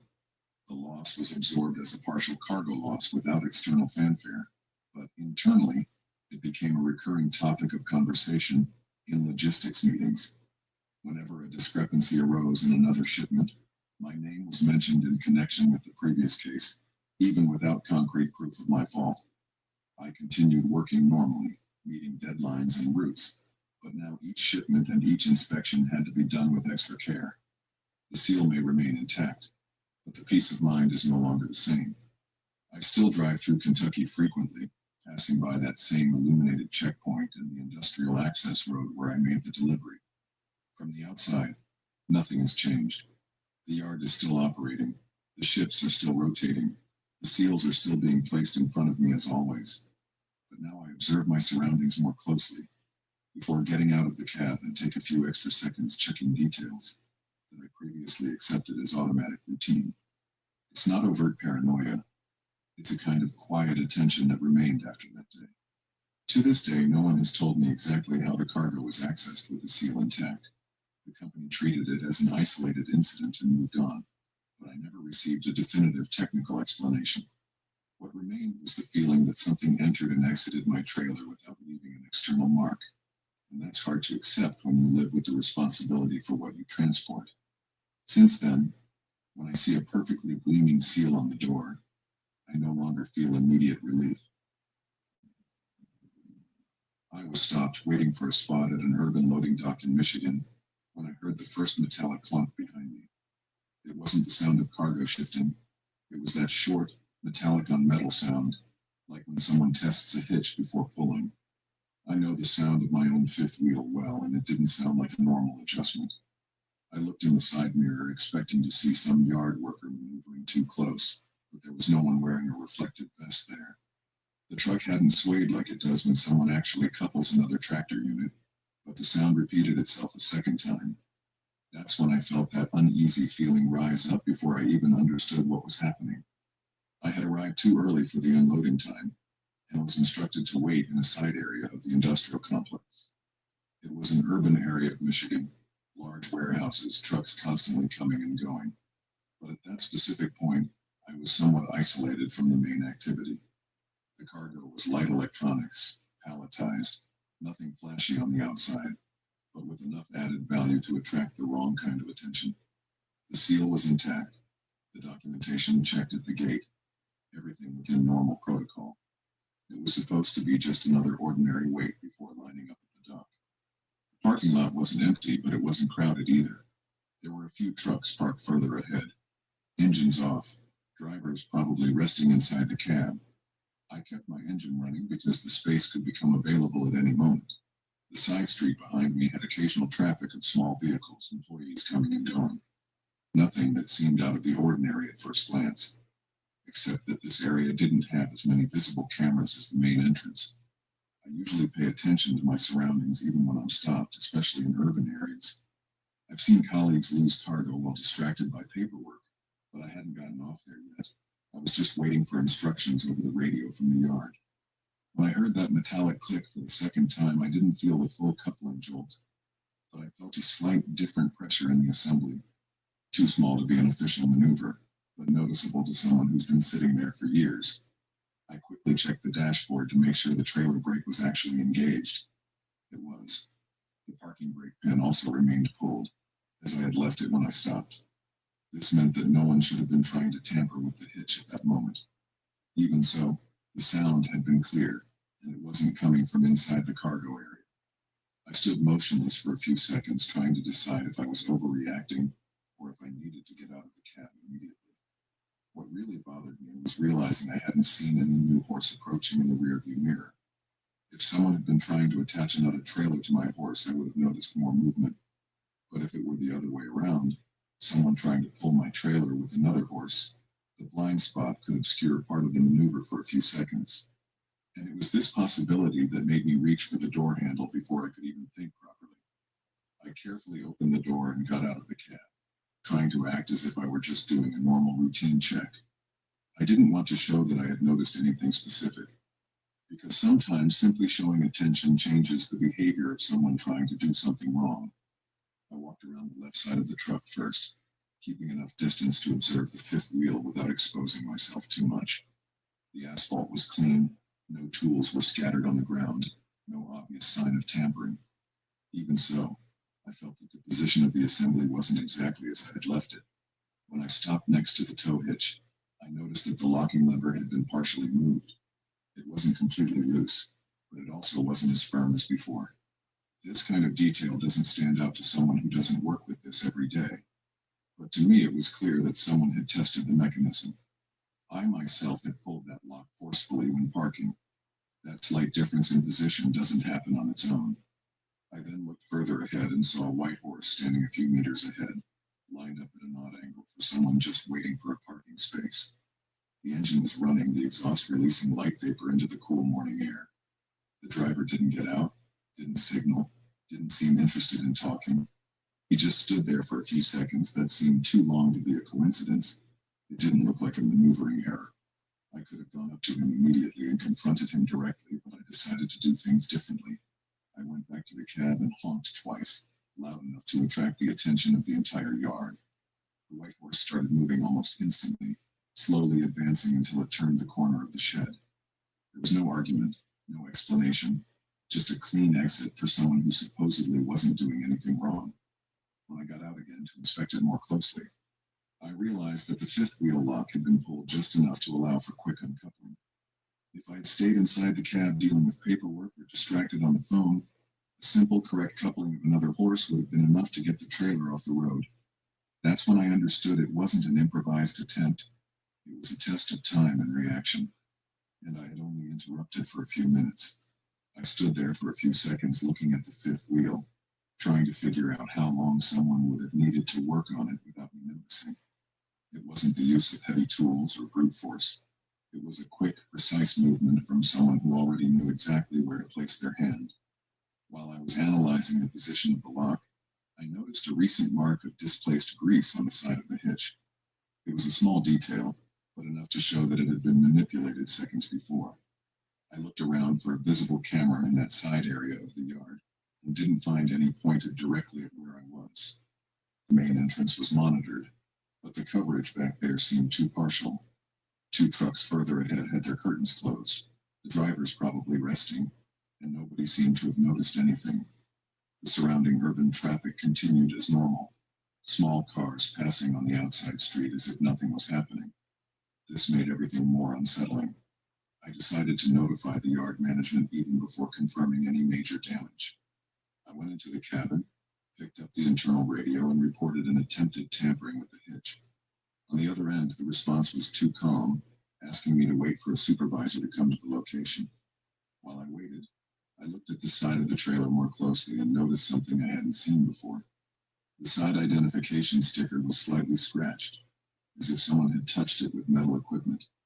When the supervisor arrived, he quickly examined the fifth wheel and agreed that someone had tested the lock. He said he would check the cameras, but made it clear that that area had a limited recording angle. It was at that moment that I noticed another detail that bothered me even more.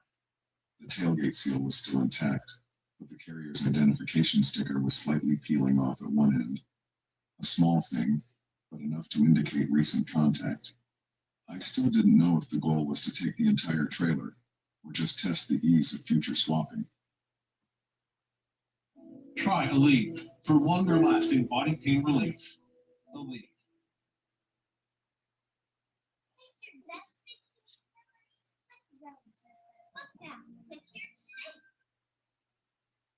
On the Border just turned up the flavor. Fresh made guac, homemade queso, sizzling fajitas. Your Tex-Mex favorites just got an upgrade. Bolder flavors, fresher ingredients. On the border. Come taste the difference today. Ready to refresh your space for less? At Living Spaces, thoughtful design and direct sourcing keep prices low while quality stays high. Get this sofa for $295, this queen bed for $195, and this dining set for $295. Updating every room is within reach. Only at Living Spaces. Living Spaces.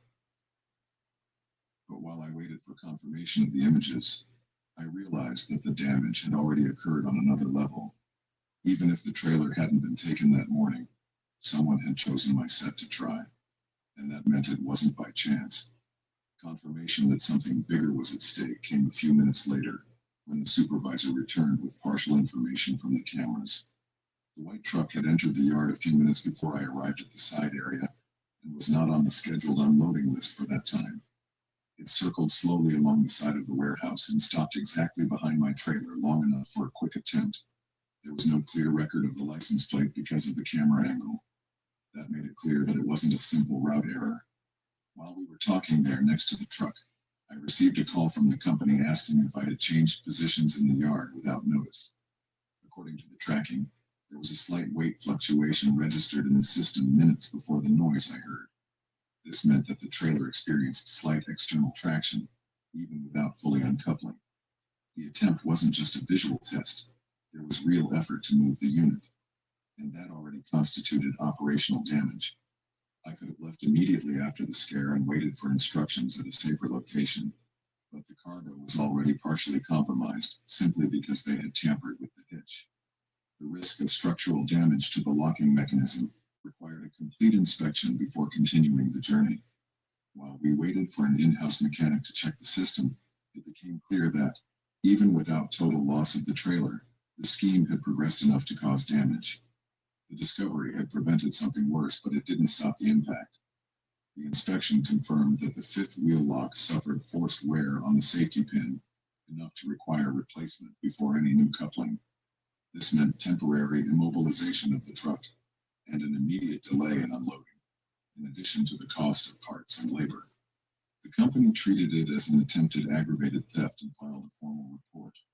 But since the trailer was not taken, the case was classified as damage and a failed attempt. Even so, that day's schedule was lost, and another driver had to take over part of the next route.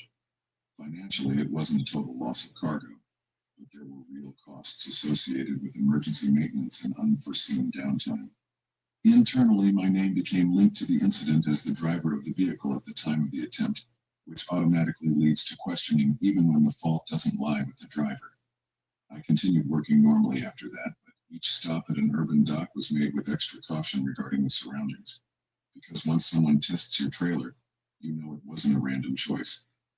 After that day, I started always parking in areas with a visible camera pointed directly at the trailer hitch, even if it meant waiting longer for a parking space. It might seem like a small detail to an outsider, but the fifth wheel became my first point of check whenever I stop at an urban loading dock. It's not exaggerated fear. It's an adjustment after learning that someone tried to steal my trailer while I was just a few meters away. The city continues to function normally, trucks coming and going all the time, but I no longer see that movement in the same way. The trailer wasn't taken, the cargo didn't disappear completely, and officially the case ended as a failed attempt with technical damage.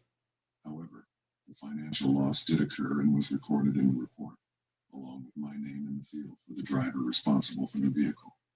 Since then, every time I hear a metallic clang behind me, I don't wait for the second repetition before getting out of the cab.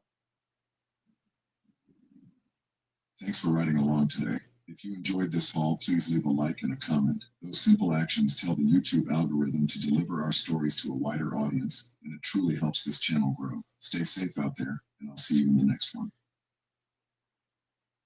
At HEB, we're committed to helping Texans live well.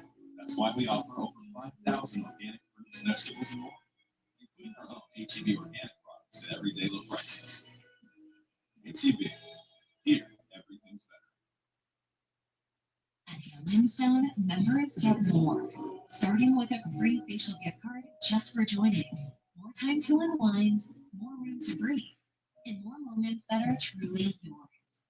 Enjoy a monthly massage or facial at exclusive rates with rollover benefits and flexibility that fits your routine because you deserve to feel like yourself, not just today, but month after month. Join now at your local Hands and Stone Spa and walk out with a free gift on us.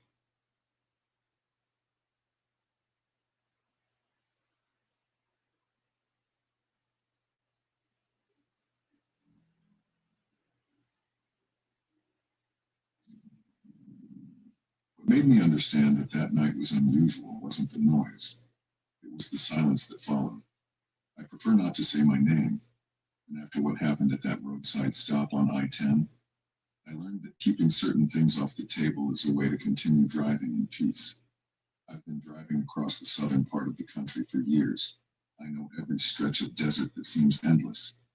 I've heard engines blow up, tires tear, and even transmissions die in the middle of nowhere. But that silence had weight. It was 2 in the morning when I pulled into the isolated rest stop in Arizona, one of those that exist more out of state obligation than real activity. The lighting came from tall poles that cast a weak, yellowish light on the cracked asphalt. The desert wind pushed fine sand against the sides of the trailer. There were only 2 trucks parked far apart. I chose the furthest spot possible. My cargo that night wasn't refrigerated, sensitive, or flashy. Sealed pallets, all paperwork in order, weight within the limit. Nothing that would warrant interest. I followed standard procedure, locked the doors, checked the mirrors, and turned off the engine. When the dashboard lights went out, an almost absolute silence filled the cabin. That's when I heard the first bang. It didn't sound like a punch. It didn't sound like someone hitting the outside of the trailer. It was muffled, metallic, irregular, as if it were coming from inside another trailer. I waited a few seconds, thinking it was cargo being adjusted, but the sound returned, this time with 3 short thuds followed by something dragging. I looked in the right rearview mirror and saw the refrigerated truck parked 2 spaces behind. The detail that caught my attention was that the refrigerator was off. No constant noise from the auxiliary motor, no typical vibration of active refrigeration. Yet, something seemed to be moving inside. I stood there trying to convince myself it was my imagination. The silence returned, heavier than before, and I made the mistake of deciding to check. I got out of the cabin with the wrong feeling that I was doing something I didn't need to do. The early morning air was dry and cold, that fine desert chill that doesn't hurt but alerts you. The gravel under the soles of my boots seemed too high, as if each step was announcing my position. There was no movement in the other parking spaces. No doors opening, no engine starting, nothing. I walked toward the refrigerator, keeping enough distance so as not to seem too curious. The trailer was white, without a logo, with dust marks accumulated on the lower edges. The rear doors were closed, seals visible. Nothing visibly forced open. I touched the metal side. It was cold, but it didn't vibrate. I waited a few seconds in absolute silence, trying to catch any internal sounds. That's when I heard it again, this time more clearly. 3 muffled, spaced-out blows as if someone were conserving energy. It wasn't the load pattern settling. There was rhythm. There was intention. My first thought was simple. Someone got trapped. My second thought came too quickly. This isn't my responsibility. I looked around for the truck driver.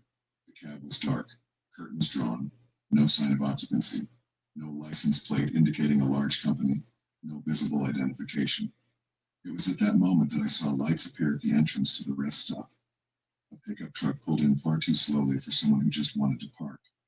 It didn't go straight into the free spaces. It made a wide turn and positioned itself behind my truck. The engine remained running.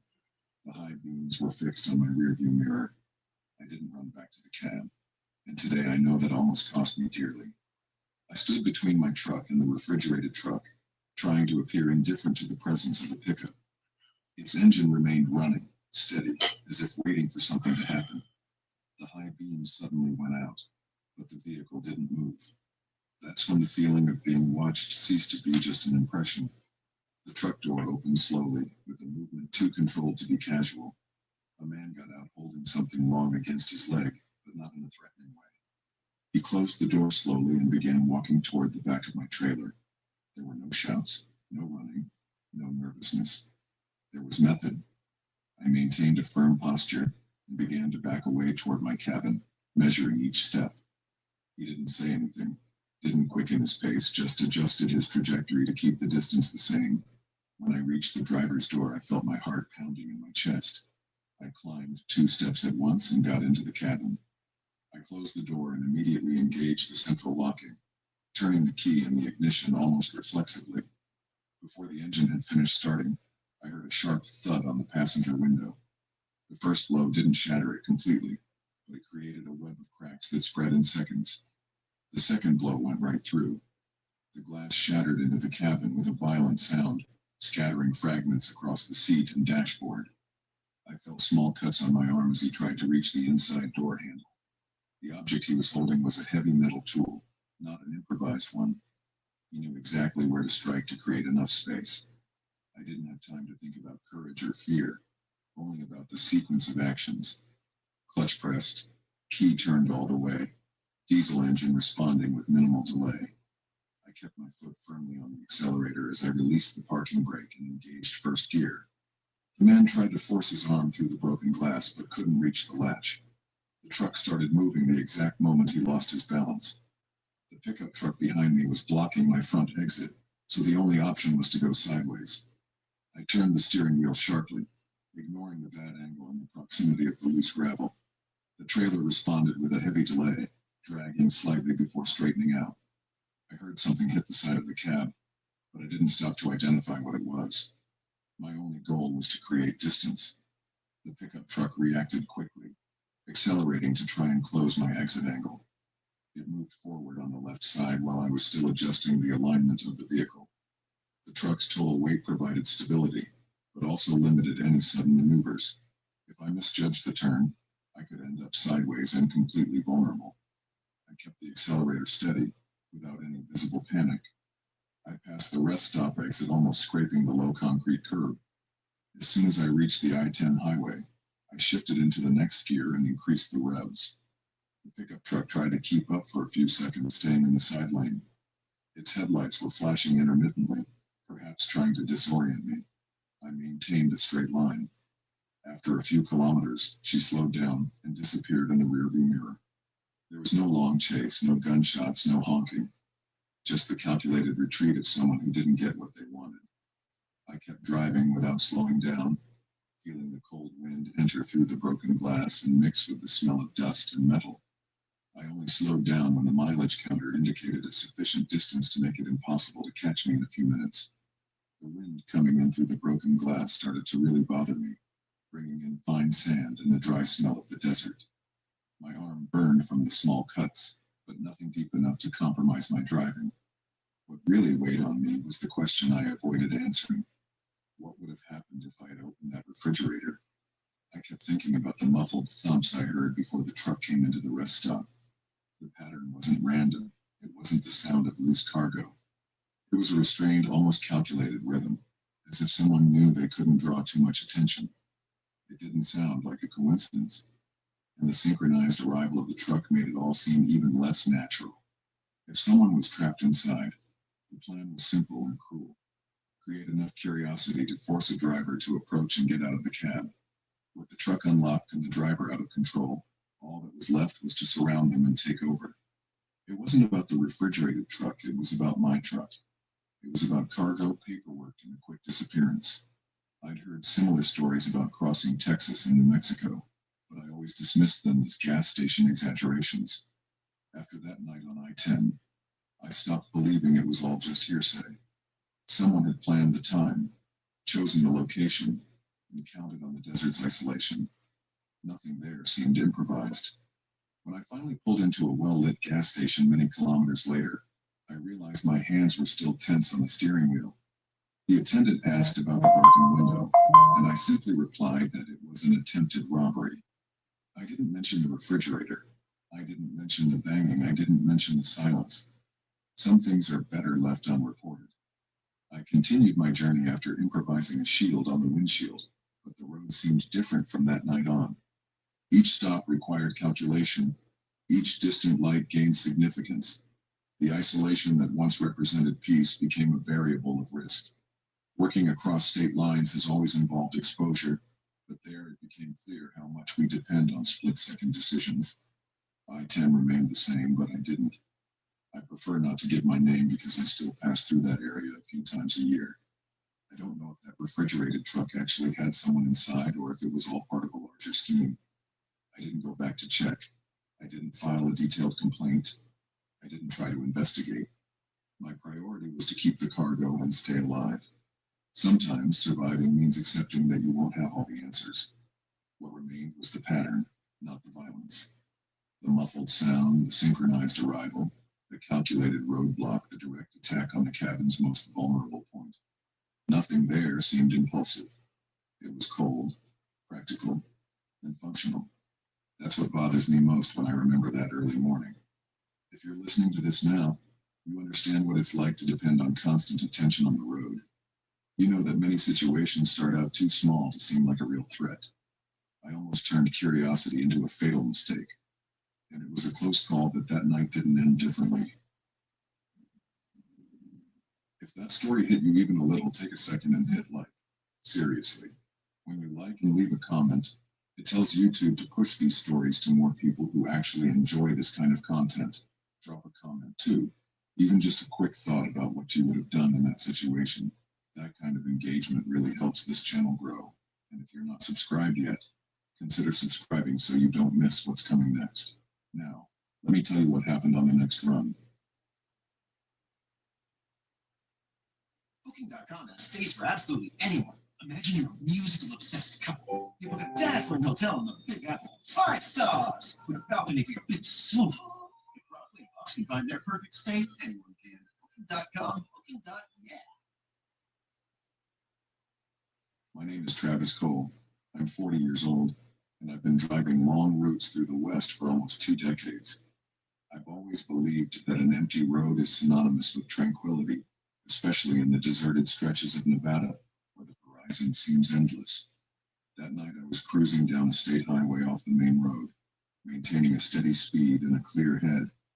The dashboard illuminated the cabin with a soft blue light, while the rest was just stark darkness. I had no idea that danger was already sitting beside me before I even realized it. I found him stopped on the shoulder next to an old sedan with its hood up. There were no streetlights, no town nearby, just sand, dry vegetation, and wind crossing the asphalt. The hazard lights reflected in the desert like a repetitive orange pulse. I slowed down, checking my rearview mirror to see if anyone was coming from behind, but the road was completely empty. I stopped because it seemed like the only human decision to make. He walked to the cabin with steps too firm for someone desperate. He showed no panic, only controlled urgency. He said the car had suddenly died and that he needed a ride to the next gas station 20 or 30 kilometers away. I hesitated for a few seconds before unlocking the passenger door. It was enough to change the course of that night. As soon as he got in, he carefully closed the door and adjusted the seat as if he'd done it before. I got back on the track and accelerated to nearly 100 kilometers per hour, maintaining a straight trajectory through the dark desert. The crosswind was constant, but nothing out of the ordinary. The silence inside the cabin lasted less than a minute. He looked ahead and commented that my daughter should be starting high school that year. I hadn't mentioned family. There was no photograph on the dashboard, no sticker on the window, nothing to reveal that detail. Even so, he said her full name, as if he were reading it from a report, and he still hadn't told me his own name. I kept my eyes fixed on the road for a few seconds, waiting for him to complete the sentence with some logical explanation. Maybe someone from my town had commented on something. Maybe he had mistaken me for someone else. The desert stretched darkly past the sides of the windshield, with no visual reference beyond the reflective strip. The digital speedometer remained steady near 100 kilometers per hour. My heart, however, did not. I asked him how he knew my daughter's name, trying to keep my tone neutral and casual. He replied that certain information is easy to find when you pay enough attention. He said it as if commenting on the weather forecast or road conditions. There was no explicit threat in his voice. There was no smile. The crosswind made the trailer sway slightly, and I corrected the direction with small adjustments to the steering wheel. That's when he commented that my house has a white fence on the right side, and that the dog usually stays tied up there when we're not home. I never mentioned any dog. I never mentioned the neighborhood. I never said the city. The dashboard partially illuminated his face, but not enough to read his expression clearly. He kept his hands resting on his legs, a posture too upright for someone recently rescued from the side of the road. He wasn't looking at me, only ahead, watching the asphalt disappear beneath the headlights. The silence between sentences was calculated. The road lay empty in both directions, a dark corridor surrounded by barren terrain and scattered low bushes. There was no town nearby, no gas station visible on the horizon, just miles of desert and no cell phone signal. And I began to realize I was driving too fast to be comfortable. I started slowing down almost imperceptibly, 2 or 3 kilometers per hour at a time without slamming on the brakes. The engine sound changed slightly in RPM, but nothing that immediately caught his attention. He noticed, because he commented that I always drive a little above the speed limit when I'm alone. I had never said what my usual speed was. The information didn't make sense. I asked him his name, trying to steer the conversation towards something normal. He only gave a common first name, too short to remember. He didn't offer a last name, didn't ask mine, showed no interest in formally introducing himself. It was as if he'd already moved past that stage. That bothered me more than the information about my family. That's when I noticed a detail while he was adjusting the position of his right leg. The hem of his pants rode up a few centimeters, revealing something attached to his boot. It wasn't large, but it was enough to recognize the shape. A narrow knife, discreetly tucked into the inner side of the leather. It wasn't loose there by accident. He kept his right hand resting precisely on the leg where the knife was hidden. He wasn't holding the blade, but the proximity was too clear to be a coincidence. The dashboard illuminated only the metallic outline for fractions of a second. My field of vision alternated between the road and that specific spot. We were still going over 90 kilometers per hour, in the middle of a completely empty stretch of desert. If I braked suddenly, I could lose control of the vehicle. If I accelerated, I would increase the risk. I needed a decision that didn't look like a decision, and I needed to make it before he decided to act first. I decided not to look directly at the knife again, because any change in my gaze could betray that I had noticed. I maintained a neutral posture, hands firmly on the steering wheel, controlled breathing and minimal movements. The desert continued to stretch ahead like an endless dark strip. The speedometer now read 88 kilometers per hour. The reduction was gradual enough not to seem strategic. He commented that the neighborhood where I live usually gets quiet after 10 o'clock at night. He said the street only has one main entrance and few visible cameras. He spoke as if describing a memorized map. There was no emotion in his voice, only observation. Each sentence seemed constructed to gauge my reaction. I casually asked where he lived, but he deflected the question by saying he travels a lot. He added that predictable people are easy to follow. He didn't use the word watch. He didn't use the word follow.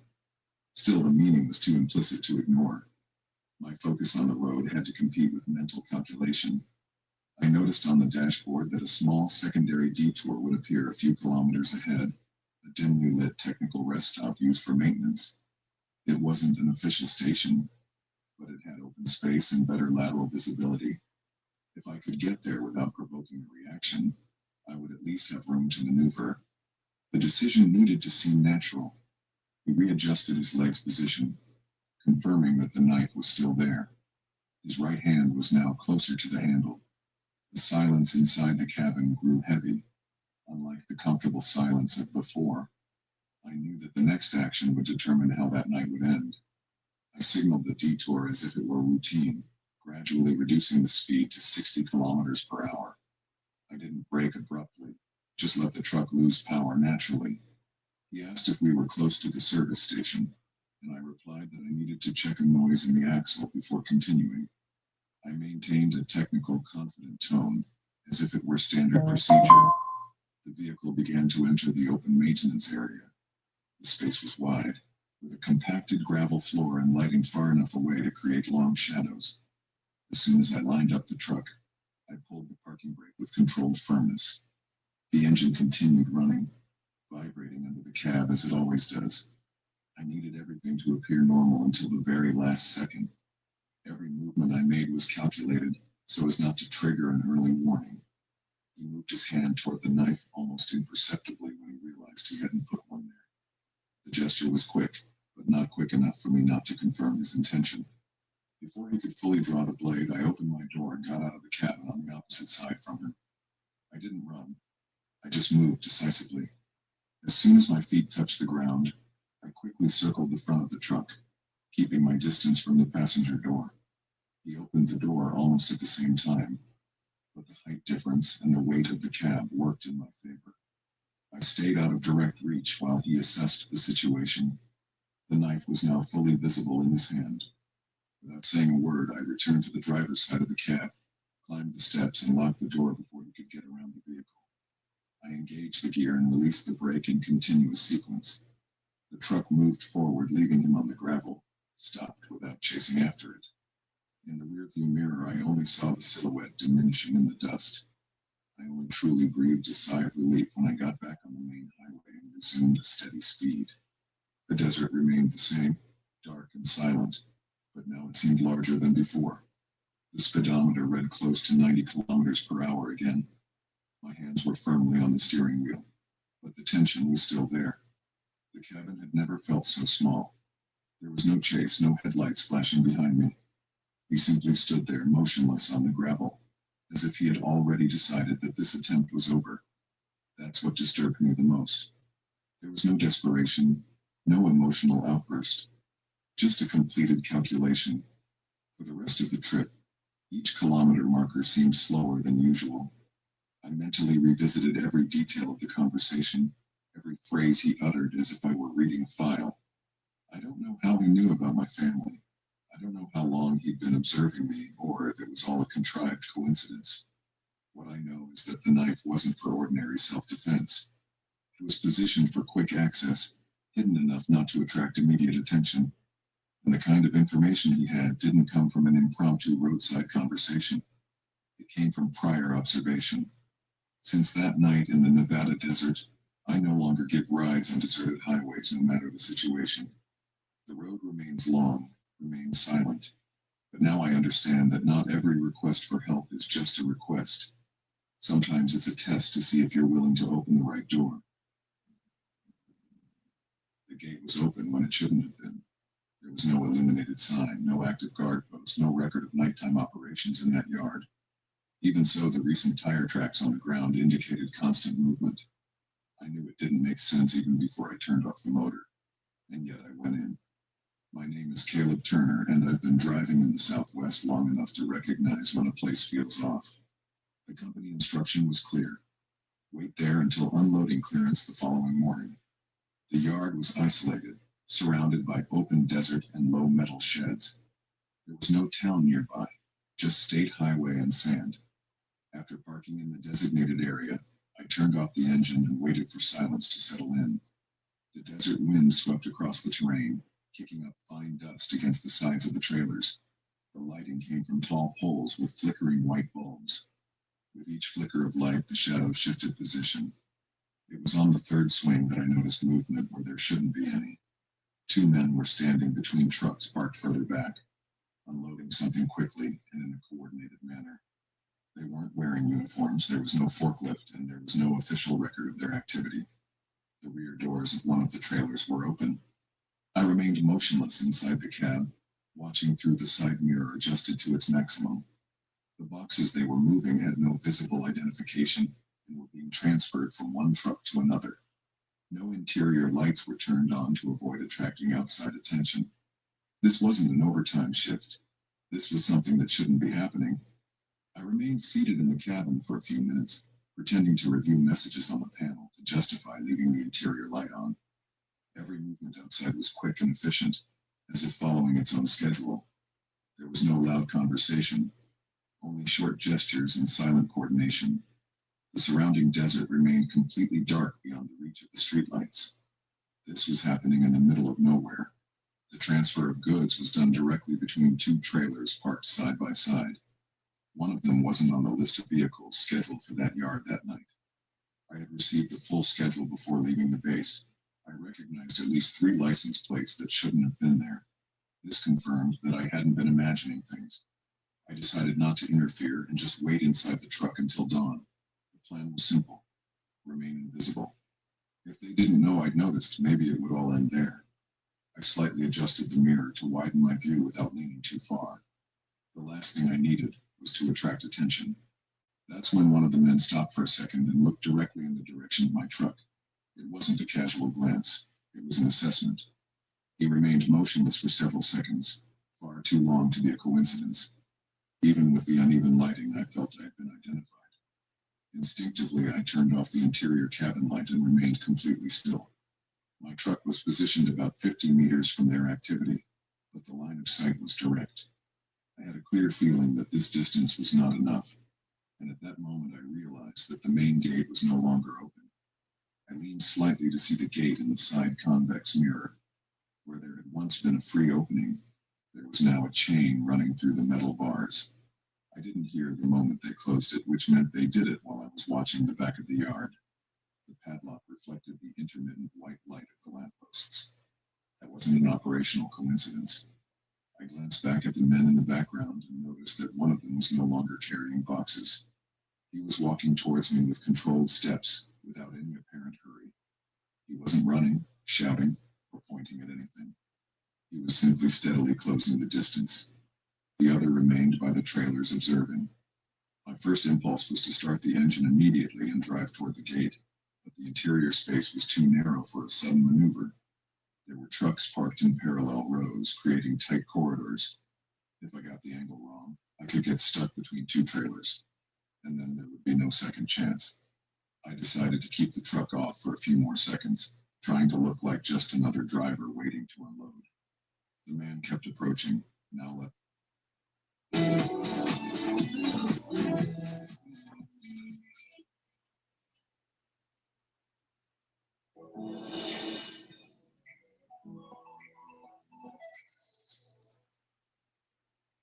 A fresh start means new possibilities for your space. At NFM, it's easy finding furniture that fits your style, with fresh trends and new pieces arriving every day. Shop our endless options of sofas, accent chairs, and more, all at great prices. Only at NFM. Welcome in springtime. Hellman's delicious classic double liftings.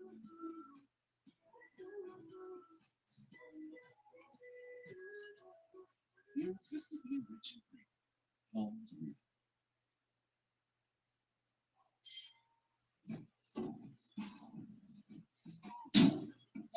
Car's ready. Ready already? Already ready. Ready already? Ready already? Ready already? Ready already?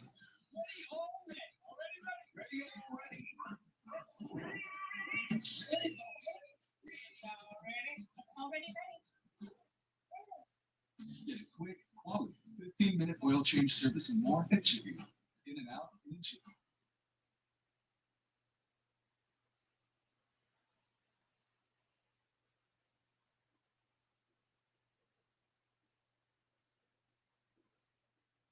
Now less than 30 meters away. The light flickered again, casting a long shadow of him on the concrete. He already knew I had seen him. That's when I heard the dry sound of a metal door slamming shut somewhere behind the sheds. It indicated more people in the yard, not just two men. The math changed instantly. I wasn't just trapped in an enclosed space. I was outnumbered on land they knew better than I did. I turned the key in the ignition with a firm, controlled movement, trying not to show urgency. The diesel engine responded with a deep rumble that echoed through the yard louder than I would have liked. At the same instant, the man walking towards me quickened his pace. It wasn't a frantic run. It was a calculated reaction. The white light flickered again, casting distorted shadows between the trailers. I engaged first gear and moved through the narrow corridor between two rows of parked trucks. The lateral space was limited, and any miscalculation could tear the side of my trailer. I maintained a low but constant speed, looking for a position for a larger maneuver. In the mirror, I saw at least two men moving parallel between the vehicles. One of them got into a pickup truck parked near the warehouses. The headlights flashed abruptly, cutting through the darkness of the yard with direct light. Now I had limited mobility against a light vehicle that could easily navigate around obstacles. The uneven concrete made the whole thing vibrate under the full weight of the load. I needed to use the truck's size to my advantage. The pickup truck started moving, trying to intercept my lane before I reached the center of the yard. I accelerated enough to gain momentum, but not so much as to lose control. I turned the steering wheel sharply, making the trailer follow with a heavy lag. The space between two trailers was minimal, but sufficient for a calculated passage. I heard the sound of something hitting the side of my trailer as I passed through a narrower area. I didn't stop to check the damage. The pickup truck appeared from the left, trying to block my path. The enclosed yard was now a maze of metal, concrete, and headlights crisscrossing the middle of the New Mexico desert. I knew I couldn't beat the pickup truck in agility, so I needed to force it into a miscalculation. I kept the truck straight for a few meters, and then turned abruptly to the right, entering an even narrower corridor between two parked trailers. The space was too tight for the pickup to continue at the same speed. The weight of my vehicle gave me stability, not speed. The pickup truck tried to maneuver around the outside of the lane, attempting to intercept me at the exit of the corridor. I increased the revs just enough to maintain constant momentum without losing traction. The uneven concrete made the steering wheel vibrate in my hands. Each side mirror was checked in fractions of a second. Any mistake there would leave me stranded. As I exited the corridor, I aligned the truck directly toward the main gate. The chain was still stretched between the metal bars, reflecting the white light from the lampposts. There was no time to get out and try to remove the padlock. The only viable option was to use the truck's own weight as a tool. I kept the accelerator steady. The pickup truck reappeared from the left, attempting to cut me off before I reached the gate. I ignored the approach and maintained my steady trajectory. The impact of the grille against the bumper was loud and sharp, followed by the snap of the chain stretched to its limit. The padlock couldn't withstand the combined force of weight and inertia. The metal structure gave way enough to create a partial opening. The truck slid through, dragging part of the side fence before hitting the outside asphalt. In my rearview mirror, I saw the pickup truck stop before the damaged gate. They didn't try to go beyond the yard's boundaries. I got the impression that this was already the maximum reach of their operation. I didn't slow down until the parking lot completely disappeared from the rearview mirror, and the state highway resumed its normal silence. The New Mexico desert looked the same as always, but I knew it wasn't the same for me anymore. The engine revved steadily as I mentally reviewed every second of the chase. The cabin vibrated like any other night shift. Only now there was something different. I didn't immediately call the company or the local police. I only stopped when I had enough signal to file a basic report without mentioning every detail I had seen. I explained about suspicious activity and a gate being closed without authorization. I didn't describe the boxes or the faces. Some information needs to be delivered carefully. What became clear to me was that this wasn't an improvised operation. It was a structured operation with a controlled gate, positioned vehicles, and a silent transfer of goods. I had parked in the middle of something that was already underway, and I was noticed before I could leave without leaving a trace. Since that night, I haven't entered an isolated courtyard without confirming official activity through multiple sources. It doesn't matter what the schedule says. It doesn't matter how urgent the delivery is. The road teaches you quickly when you survive a wrong decision, and I barely survived. My name is Caleb Turner, and if there's one thing I've learned in the desert, it's that isolation doesn't mean safety. Sometimes it means the exact opposite. If you made it this far, hit like and let me know which story stuck with you the most. Also, drop a comment telling me where you're listening from and what time it is there right now. That kind of interaction helps YouTube push these stories to more people. If you're not subscribed yet, consider subscribing so you don't miss the next ones. Thanks for listening. Drive safe.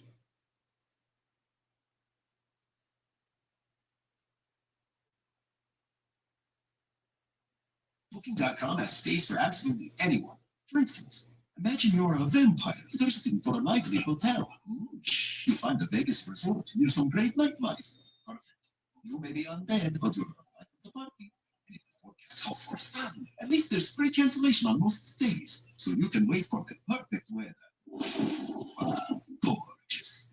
If a vampire can find their perfect stay, anyone can. Find exactly what you're booking for. Booking.com, booking.yeah.